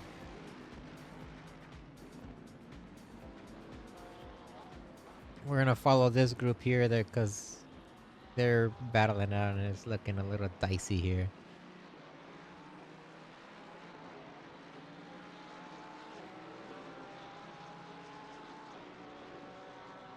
Hanley ahead and Arkin. No, that's Francis. He's side by side next to Jeff Kelly. And they're still side by side. Up ahead. Oh, what? Did he get clipped?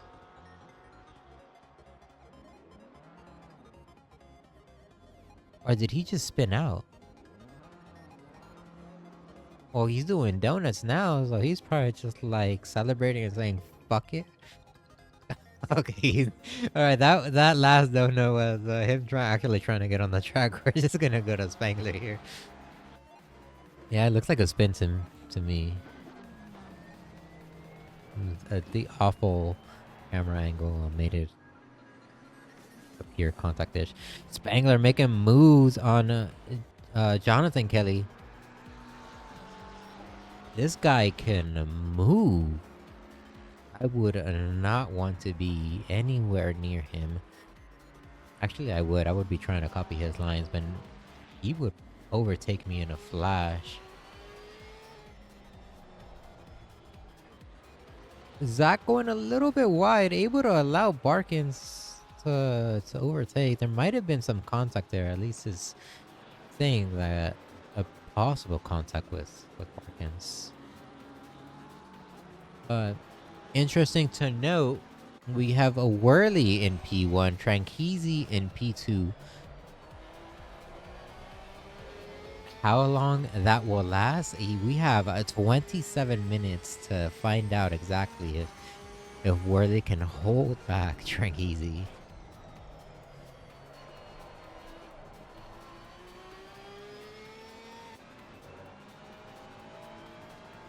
No one else is around him. It's literally just them fighting it out for P1 in this current moment.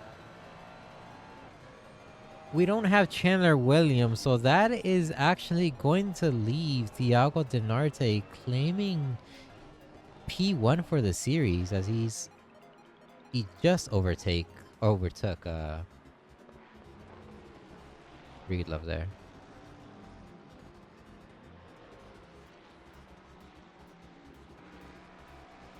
I'm gonna go back to Tranqueezy. See if he's able to pull down a move. You see in the back, you have Christopher Greider not far behind. Potentially, if these two keep fighting it out, Greider's going to be able to bring Barkins with him and make this a really interesting fight for P1. And Tranqueezy on the outside trying to get a cleaner exit here.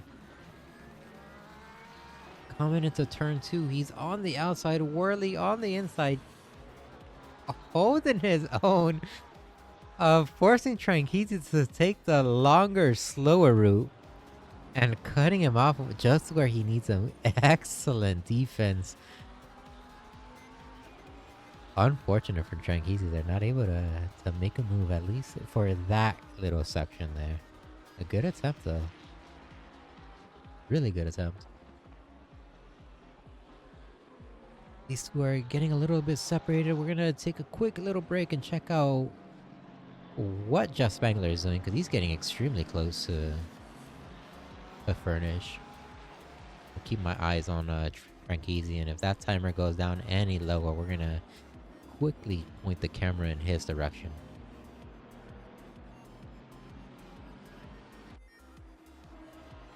Furnish doing a really good job on defense there. He's on the inside trying to hold back Spangler. As we see Tranqueezy go a little bit wide, he tried putting a move there. Almost missed out on that.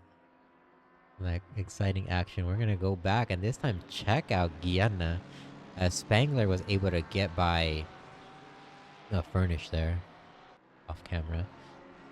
Guyana almost making moves on Furnish as well. We have a couple seconds to spare before Tranqueezy tries another turn 1 attempt. In the meantime, we're gonna check out Hanley here, who has Francis and is that Kyle? And I believe Kyle Busch. We have a whole squad right behind there, just playing in traffic.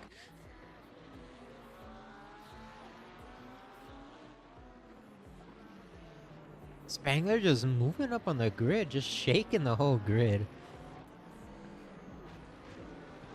The traffic jam here. Thiago Denarte able to get by. Hanley and Francis look like they're having a little fit there. They're getting into a lot of contact. At least it's showing up on my page here that they're having multiple little incidents of contact here.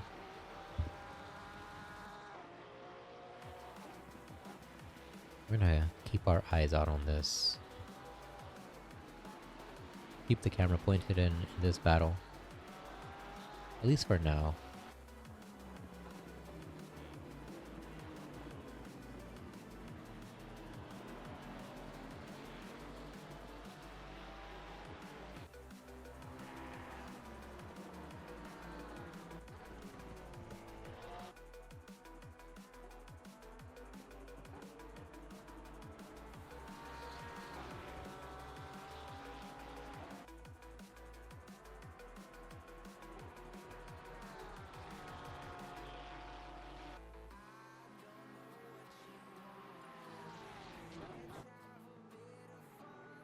Over is still pressuring Worley. Looks like he is backing off ever so slightly. Probably trying to save his tires for the last couple minutes of the sprint. Again here. Getting closer and closer to furnish. You have Zach Manriquez leading this group of a ton of drivers here.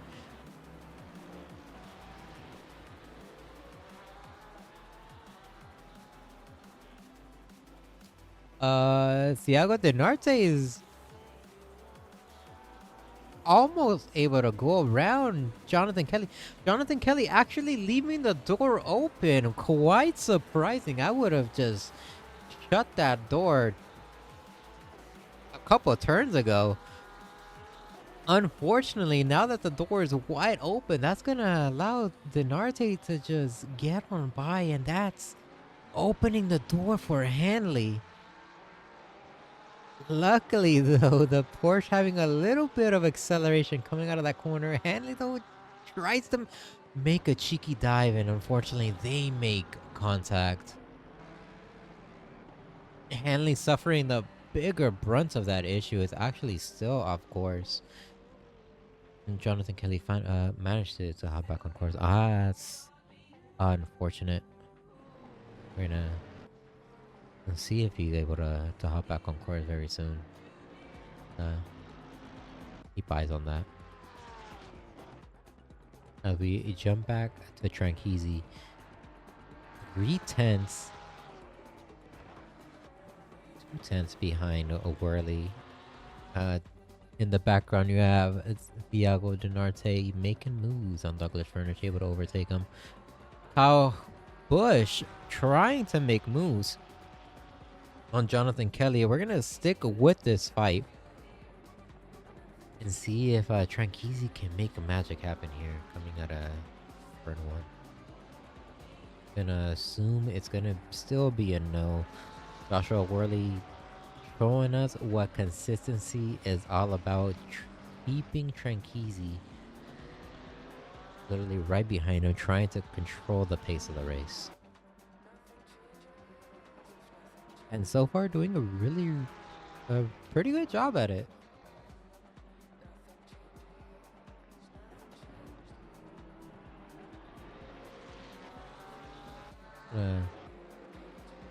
I can call Bush here for a little while. We'll let the battle between Worley and Tranqueasy heat up.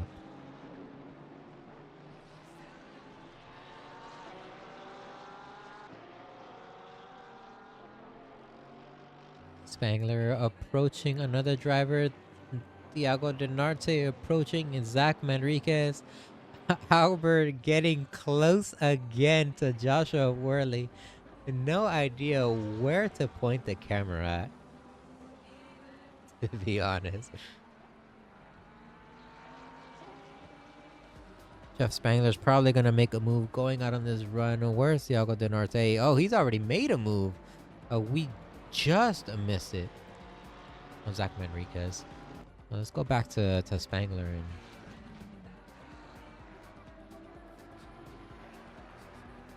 see how he deals with Ryan Barkins here, who is definitely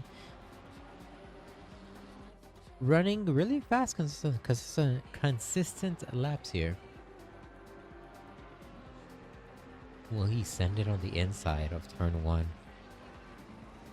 I think he might be too far, but he's going for it. Extra ballsy there.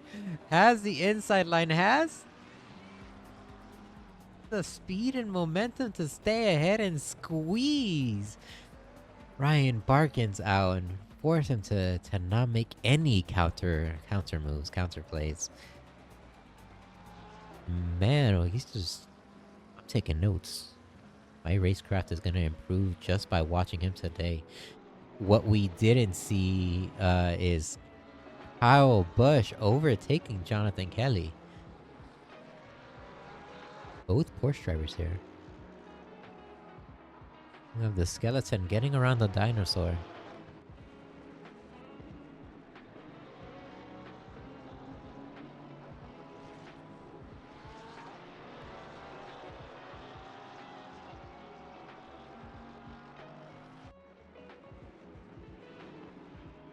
Furnish making moves on Guyana. They're trading places in the middle of the corner. Still side by side. And now he's going to be challenged by Francis. Greider getting overtaken by Jeff Spangler. That Jeff is just moving.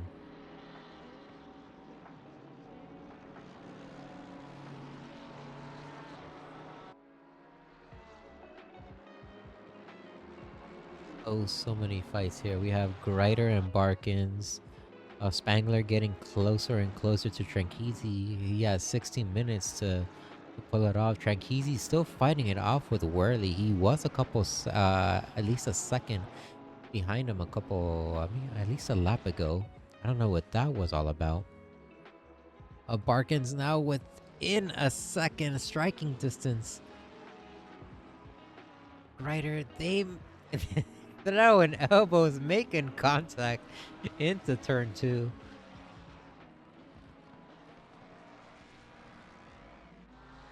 So far, Ryan Barkins able to come out on top.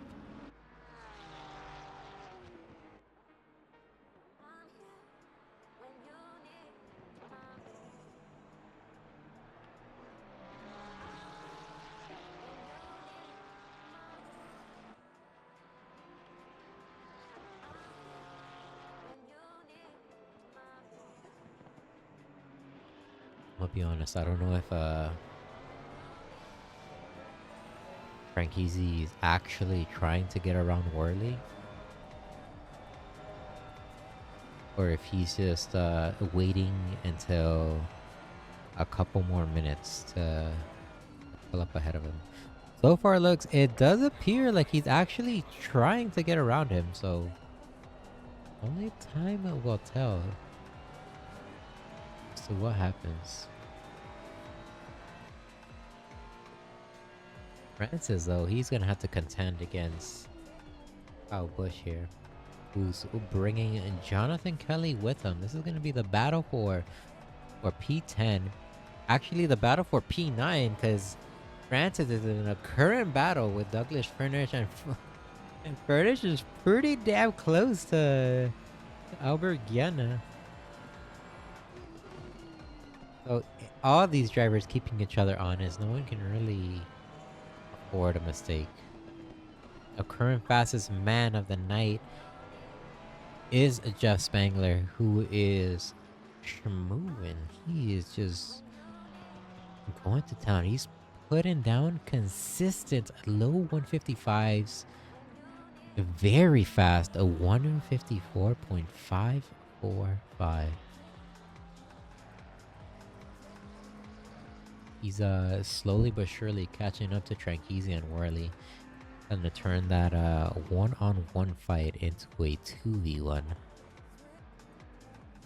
if they don't keep their eyes on him.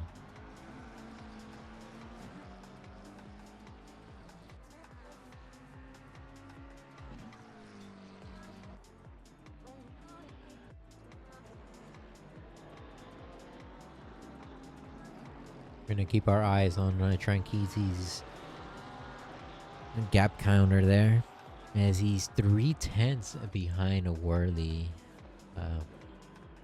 getting a very close, enough to make a move, but so is Kyle Busch here.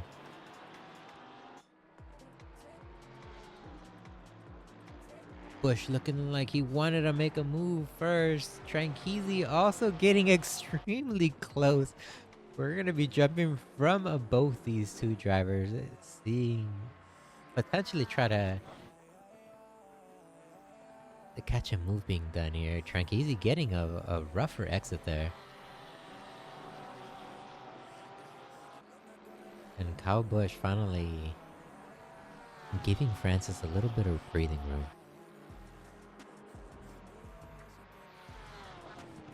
If we're paying close enough attention, Kiana is slowly but surely getting away. Holy smokes, was that close. Grider overtaken by Thiago Denarte. We just missed it. He did it in turn 1. The race a lot closer this time around compared to race 1. Race 2 is actually very competitive. Not giving me any breathing room as Kyle Busch goes on the attack here. Down 5 places, but still putting down some pretty fast laps. Throwing down a very low 157s.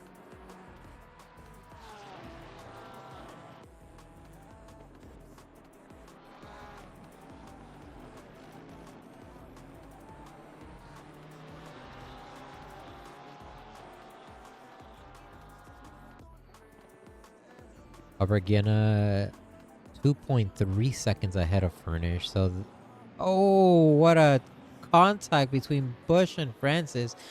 Francis able to maintain control. What excellent driving there. Busch forced to slow down and bite the bullet.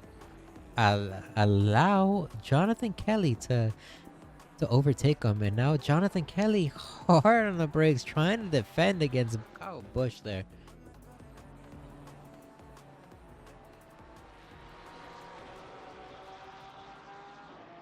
And so far he's doing a really good job, but they're coming down the fast straight ahead here. Wow, was that close. Kyle Busch lives on the edge of just getting on anyone's rear end.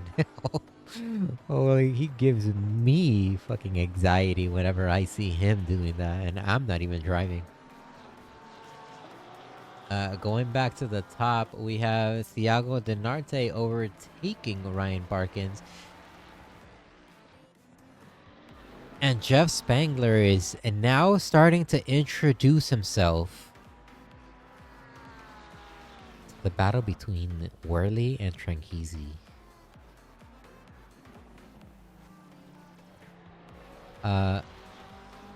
9 minutes 40 seconds left on track.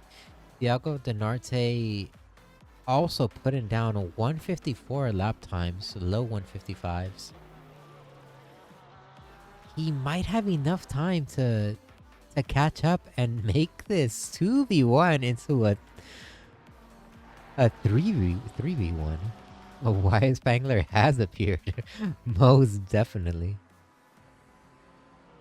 Look, someone throwing Ultra Ball.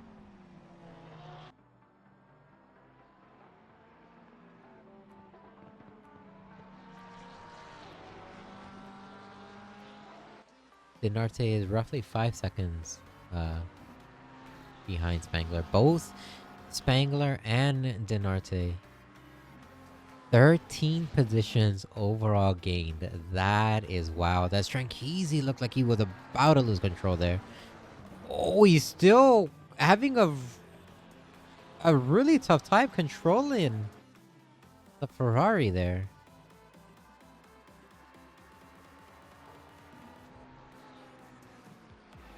Unfortunate, he lost a position to that because of that one very tiny mistake.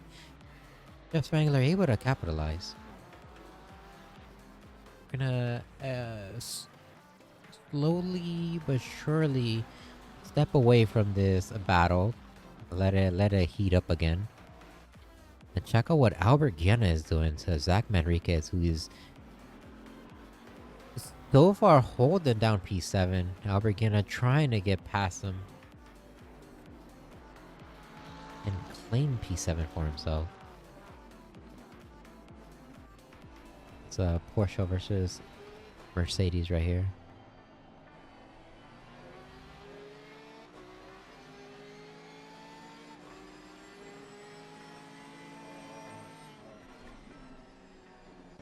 That Mercedes just has so much power coming out of that corner. Just caught up pretty quickly to Zach. Zach having the better cornering though. Pulling away slightly from Albert. Just off that one corner. Oh, and if Albert makes more mistakes like that, Zach is just gonna pull out further and further away. Gonna let that battle heat up. See where it goes throughout the rest of the race. In the meantime, Spangler is looking to make some moves here. Worley, it definitely has his hands full. Oh, Worley getting squirrely. Spangler easily able to get around him, and Tranchisi looking to capitalize on his slowdown there. Goes on the inside very late on the brakes, even catching Spangler off guard. They make a tiny bit of contact. Unfortunate for Tranchisi. He lost not just one but two positions as a wild Thiago Denarte now appears. Making this extremely interesting since now Worley's gonna have to contend against three very, very fast drivers.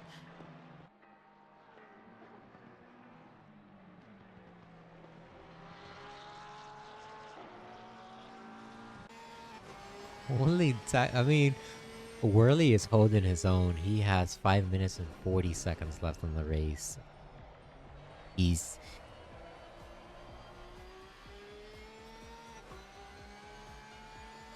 can do it. He can do it. He's in a position to capitalize. I don't think Tranchisi is far down enough on the leaderboard to force any upset. Points wise, at least. He might still come out on top and claim P3 over Worley, but overall this is a really good race for Joshua Worley.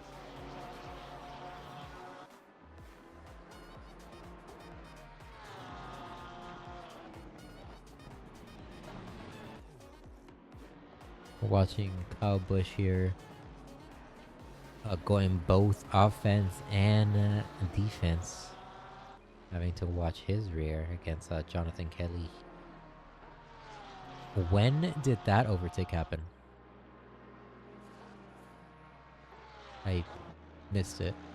Kelly was ahead. Not anymore, but he's still very, very close, matching Kyle Busch's pace.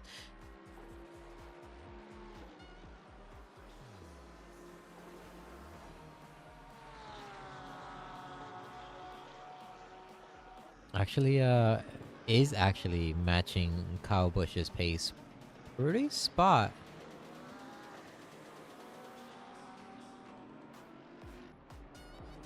But Busch is actually gonna have to go more defense than offensive because he's ever so slightly losing ground to Furnish, who's up ahead.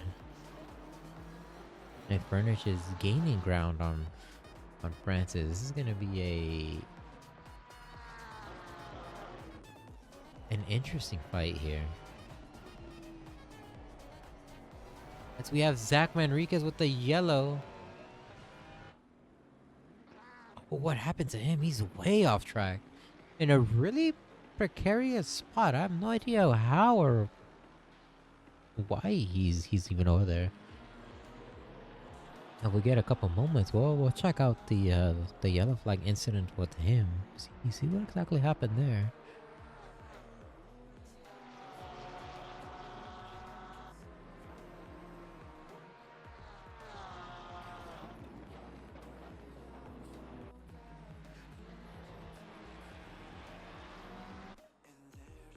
In 2 minutes, 45 seconds left on track.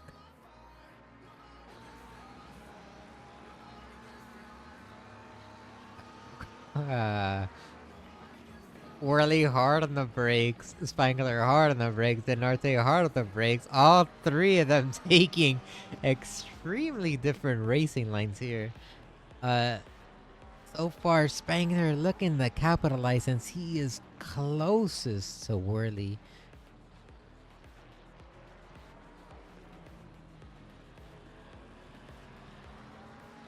I would be feeling the pressure if I was in Whirly's shoes. So, absolutely. Spangler able to overtake him turn 4. But Whirly not giving up without a fight. Actually doing a really good job between shifting from going offensive and being defensive against Spangler and Denarte. Going a little bit wide there. Denarte almost looked like he was following him. If they keep fighting it out though, they're gonna let Spangler run away and eventually allow Tranqueezy to actually catch up to them.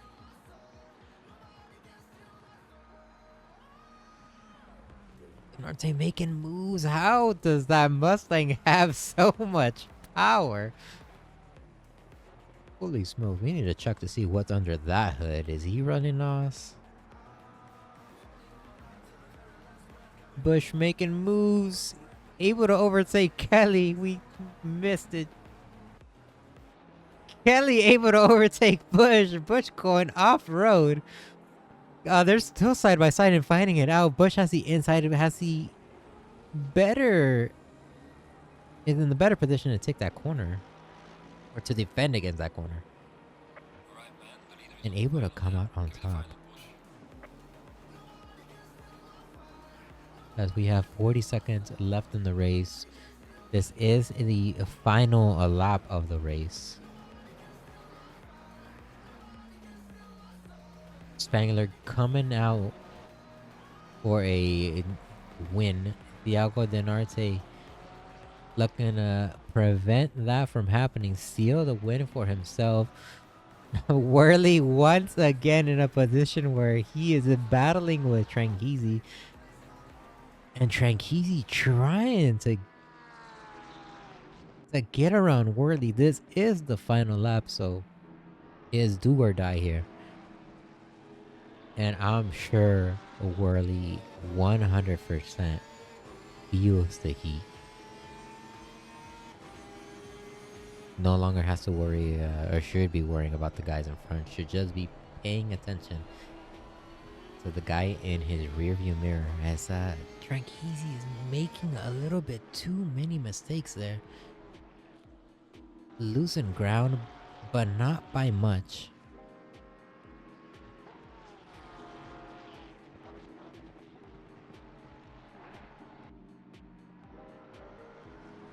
He's very, very close. The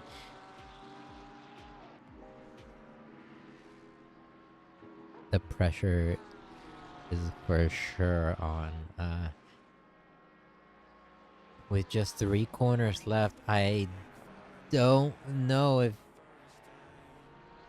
he'll have what it takes as he goes off-road and spins out.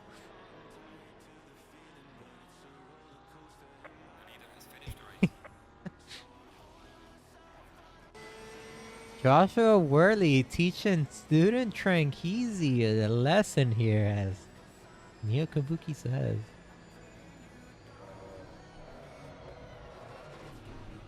Great job, Worley. Holding down P3. Ryan Barkin sneaking in and claiming P4. Trankizi got P5. Jeff Spangler ends up winning 15 overall position gain. What a drive. Iago Denarte also gaining 15 positions. Ends up in P2. Christopher Greider lands in P6. Albert Gianna in P7. Francis comes out in P8. Douglas Furnish in P9. Kyle Busch P10. Jonathan Kelly P11. Chris Unfair P12. Luke and Breedlove P13. And Zach Manriquez crashing into the wall, having a little bit of fun after the end of the race.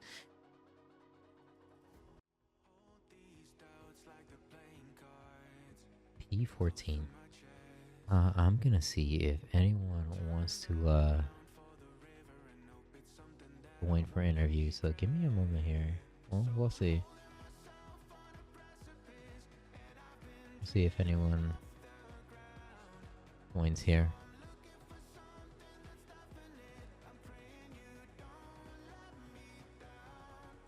Oh my, was that was that fast? I have no idea who joined first, I'm gonna be honest.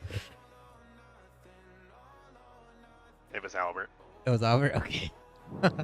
Well, Albert. It started P1. Well, actually, which race do you want to talk about? Because there was two races. Nothing really happened in race one. Kind of ended up in my own little spot in race one. Spangler came from, I think it was 20th up to 3rd. One great drive on that one, Jeff. Yeah, kind of just was in my own little spot between Williams and Spangler by the end. Race 2, I can say that Josh is my kryptonite. I could not get by him no matter what I tried. I almost ruined Jeff's race in race 2, so that was just a frustration move trying to finally get an inside, and just outbroke myself, tried missing Jeff's McLaren, and ended up just center punching him. So it was very good defense by Joshua Worley. That's definitely for sure. It honestly looked like there were times where you would be gaining on Worley, and then his defense would just kick in, and you just got blocked. Like you said, he was really your kryptonite, at least for race 2. Yeah, Porsche always has really good acceleration, and the Ferrari just didn't feel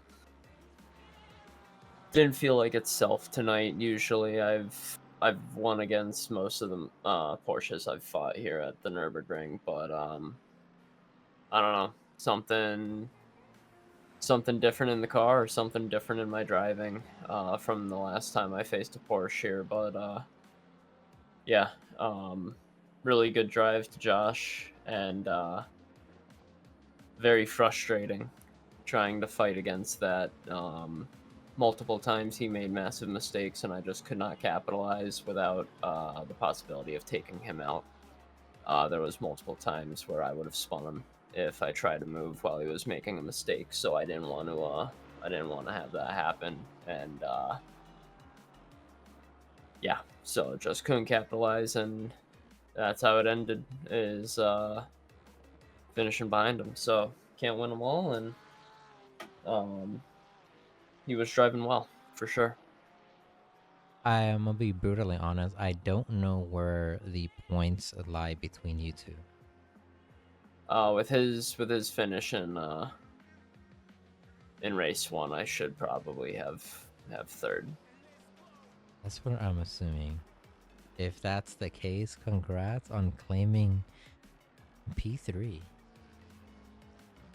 Yeah, it was a couple of rough runs. I missed a couple of rounds due to it being in the peak of everything happening, and a really rough round at Watkins definitely set me back. But yeah, so if I do get third, is what it is. Josh's point does stand. I did change cars, but we only had one race where I was in that other car, so is what it is. But Change cars. Oh, I'm so specific. yeah, I went from the Mercedes to Ferrari. Shows how good my memory is. I'm do not remember. Well, Yeah. good race though. You got any shout outs before we let you go? Not that I can think of. Just really good racing from Josh tonight. Spangler was really good in that McLaren tonight. Denarte, of course, and in the Mustang. I want to say he got the championship, so congrats to him. I'm pretty sure he did. And yeah, so the Mustangs are incredibly difficult to keep with, but I did my best in race 1 and couldn't keep Williams in sight. All right. Thank you for being here and interviewing, and hopefully we'll see you next season. Next season, possibly. I might be moving away from ACC to other sims. I'm not sure yet. Okay. Well, we'll see you when we see you. Hopefully, we see you again. Yeah, if 5FI goes to Automobilista 2 or LMU, you'll probably see me there. I might still be around on ACC, but I've just been enjoying the multi-class racing of those two a little bit more than ACC as of late. Okay. I don't know who wants to be next. Brian Perkins. Well, me and Grider were like 6 points away from each other championship coming to this race. So I have no idea who won. Because I finished P2 race 1 and then P1 race 2, and he was right behind me on both of those. So I don't know who won, dude. I did notice this. Honestly, I don't know either. Dude, I tried to do the math and it's just like it just came out wrong a few times, so I have no idea. But It's way too close to count. I'm gonna be honest. I would have to like go into the replays and actually see who's in your class and see if anyone was between you two. If any, it wasn't. He finished behind me both races, but Pierce finished P1 on race 1. Mm-hmm. But Josh, what happened, man? I got punted. Payback. No, I'm sorry. You mother. What's sucks though is that I probably would have had Pierce race 1, and that probably would have been the championship. But you know, yeah, stuff happens. It you was definitely had the payback, pace though. today. Yeah, I don't know, dude. I just want to know who won. Like, I'm like on the edge of my seat. I have to wait till Monday to when the points come out. I think Grider won by 1 point is what it's looking like. Too. I think 1 or maybe 2 points here. I calculated. I think I got it by 0.5. 0.5. Holy smokes! How close is that? That is. Oh, dude, that sucks. You're gonna I mean, that would be solid because last season it ended in a tiebreaker, so that's two silver class super close series in a row. That's awesome. That's awesome. Yeah. We had Hanley here, but he probably had to dip real quick. He finished both times ahead of Chris Unfair.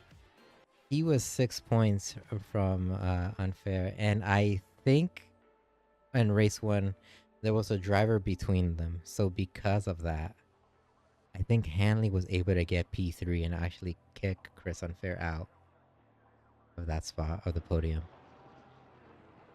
So that might be he was here, so a little celebration to him if he did manage to claim P3. If not, then great job by Chris Unfair to secure that. Jeff Spangler, though, I got a question for you. How much horsepower are you running under that hood, and are you running NOS?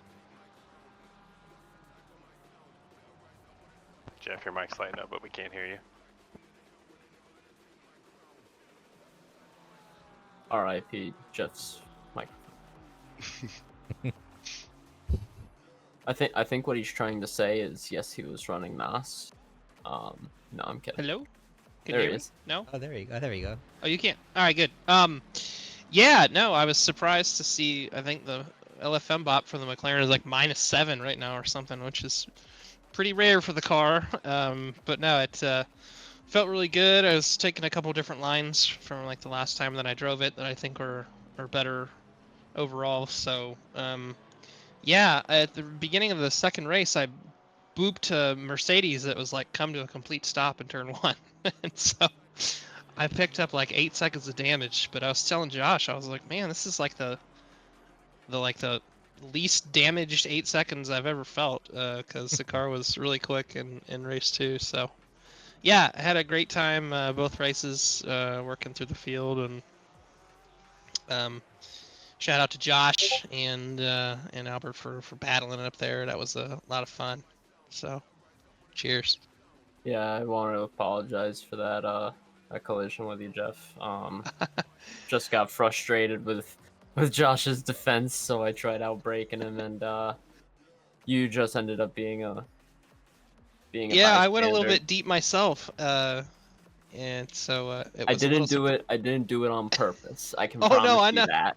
I'm sure of that. But no, I was deep myself, so that was probably good because you had a little bit more room there. But yeah, overall, really had a lot of fun both races. Glad to hear. Glad to hear. Hopefully you'll all be back season 8, and if not, I'll definitely see you guys around every other race. Ryan Barkins, you got any shout outs? We'll just go down the list. You got any shout outs before we leave? Or you got any honorable Oh, man. any notable moments? Kind of upsetty spaghetti right now, dude. Is it the point? But mother, father, Jesus. There you go. There's my 3 shout outs. It all right. Christopher Grider. Any shout outs? Yeah, shout out to everybody. This was fun. Yeah. First time in the league. Feel like I progressed a bunch, learned a lot, found a lot of pace. So this was a lot of fun. And Juan, thanks for streaming everything. It's been fun to go back and watch, hear some of the dad jokes, and we got some downtime too. Neil definitely took over the dad jokes tonight. I'll tell you what, dude. Either way it comes out, it was a fun championship, dude. I felt like towards the end, though, it was like every race was like back and forth, which was so much fun, dude. Yeah. Like just having someone to battle with that was close the whole season was awesome. I agree. It was a lot of fun. Oh, I bet, especially making it come down to the very final races is always quite nice to see. Keeps you on your toes. It keeps me on my toes because I have no idea who's gonna come out on top for the day, win it for the whole series. Yeah. Jeff Spangler, do you got any shout outs, any notable moments? Yeah, getting around Josh and the side-by-side, that was a lot of fun. Great, respectful racing, awesome time. Also shout out to Josh for leaving the Porsche behind. I know he's excited to do that after struggling a little bit with it through a whole season, but stuck it out. And yeah, I love you, buddy. Josh Worley, any shout outs?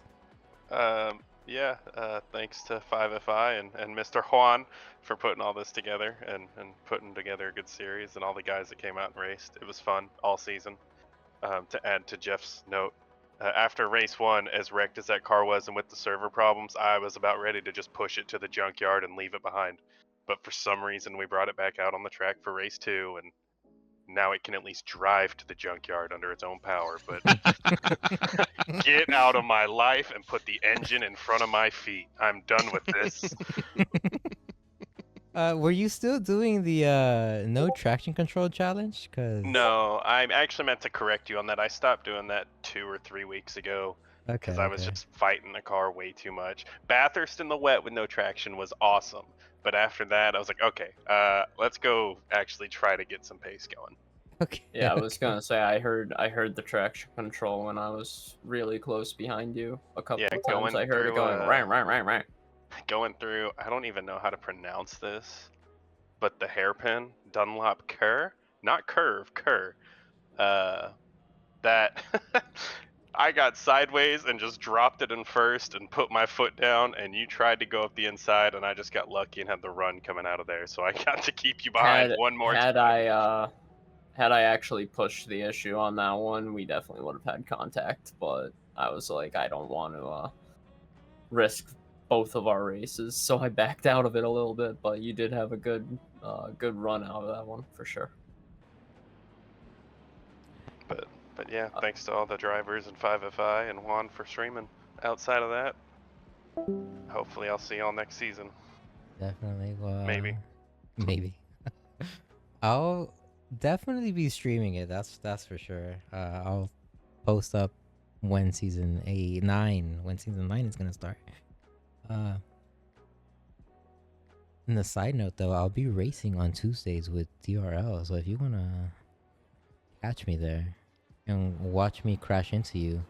Is that Degenerates DRL? Oh, that's right. There are 2 DRLs. Yeah. The other. Just message it to me later. I might join you. Yeah, degenerate. Yeah, degenerate. Oh, you I- said Tuesdays though. Yeah, so I'm doing degenerate this time around. Tuesdays I'll be more free. So, if you wanna try to erase me there, go for it and join. I'm fast, but I'm not consistent, and my racecraft is trash. So, fair warning, I guess. I want to see Juan behind the wheel. Let's get that happening. Only experience I've had racing Juan is some GT2 mayhem. I don't even remember what you were driving. I just know I was driving that stupid Ferrari Challenge car, fighting for my life because I have a habit of picking the worst car available. If there was a Lambo, I'd probably choose a Lambo. I'll be honest. I feel like you were in a Maserati. Maybe, I'm not sure. But yeah, we haven't raced for a while. But thank you guys for staying here, and I guess a shout out to all you guys for joining me in this interview and sticking around and continuing this series to the very end. It was very exciting watch you guys have your ups and your downs. And I guess other shout outs would be to the founders, definitely the founders. A special shout out to you, Worley, for putting together the winter series, and having Brad Tarno as your backup, helping you out with technical stuff. I was gonna say, as much as I'd like to take all the credit for that, I can't. Brad did a lot of work in the background. He deserves more praise than anything. Yeah, so definitely shout out to both of you for that. Hopefully I'll see you guys back, and I'll let you guys go for now. You guys can stay here, be muted, or whatnot. I'm gonna mute myself so I don't bother you guys if you stay here with me. Thanks, one. Yeah, no worries. Thank you.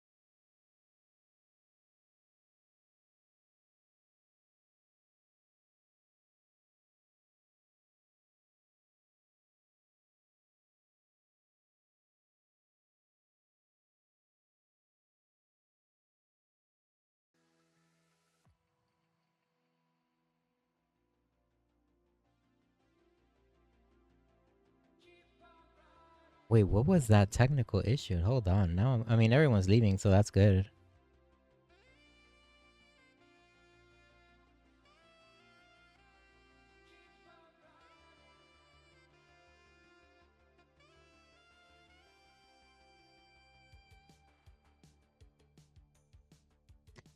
Well, anyways, it was muted on my end. That is something I need to look into. Why did it not get muted? I'm just gonna keep going. I'll figure that out. I'll figure that out later. Where was I? Thiago Dinarte. Pretty sure he got P1. Chandler Williams not showing up for race 2. Unfortunately, so that gave Dinarte the win. So congrats to Dinarte getting P1. Chandler Williams getting P2. Fought hard and well for that spot. Joshua Worley, I'm sorry to say, you most likely got beaten out by Tranqueezy there in the last final race. You got P4. Tranqueezy moved on up to P3. Cornotas didn't show up tonight, but it would have been really exciting to see if he was able to fight you guys. And I'm pretty sure because he didn't show up and Guiana did show up, he moved on to P5. So he entered the top 5. Congrats on that. I'm still curious as to why Discord wasn't off. What the fuck? Anyway, I will see you lovely folks not next week, but in the next upcoming weeks. If you're here in the US or anywhere you celebrate the holidays here, Christmas specifically, have a Merry Christmas to you guys. And have an even better New Year's. I hope you guys all start off your New Year's Day or have all your New Year's resolutions come true. I know I have a couple. And hopefully I will see you guys the very next week after New Year's Day. Well, New Year's Day is on Wednesday the 1st. The next day is a Thursday. So literally 1 week from that Thursday is when Season 9 starts. And I'll see you guys there.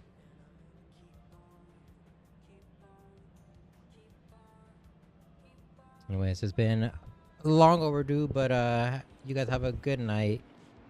And thank you, Albert, for Albert Gianna, for letting me know that Discord was not muted. I have no idea what the fuck was up with that.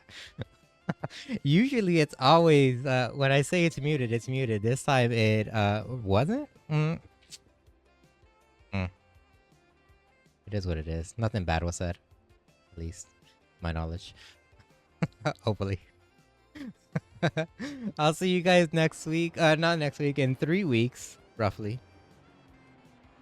And you guys have a good night wherever you are. Signing out from 5FIRacing. And yeah, had a very cool time streaming and watching you guys. See you guys later.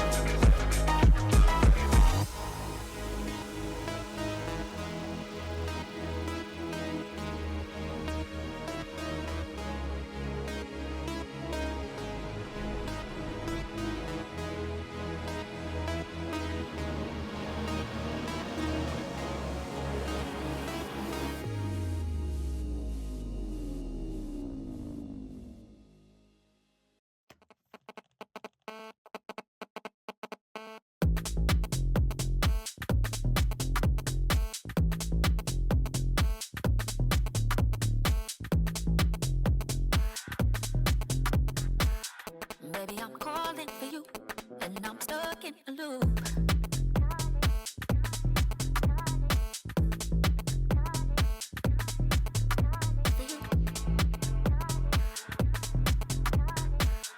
Baby, I'm calling for you, and I'm stuck in a loop.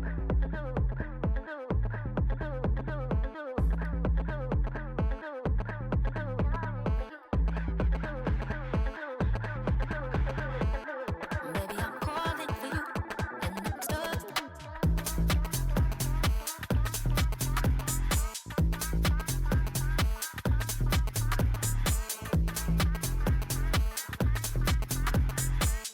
Baby, I'm calling for you, and I'm stuck in a loop.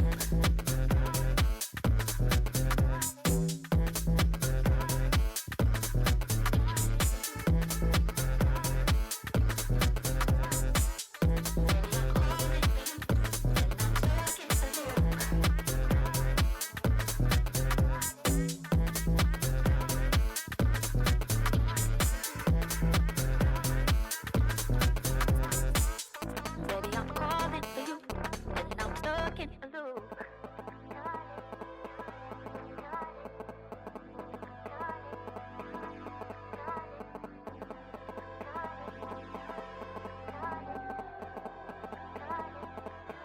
I'm stuck in a loop.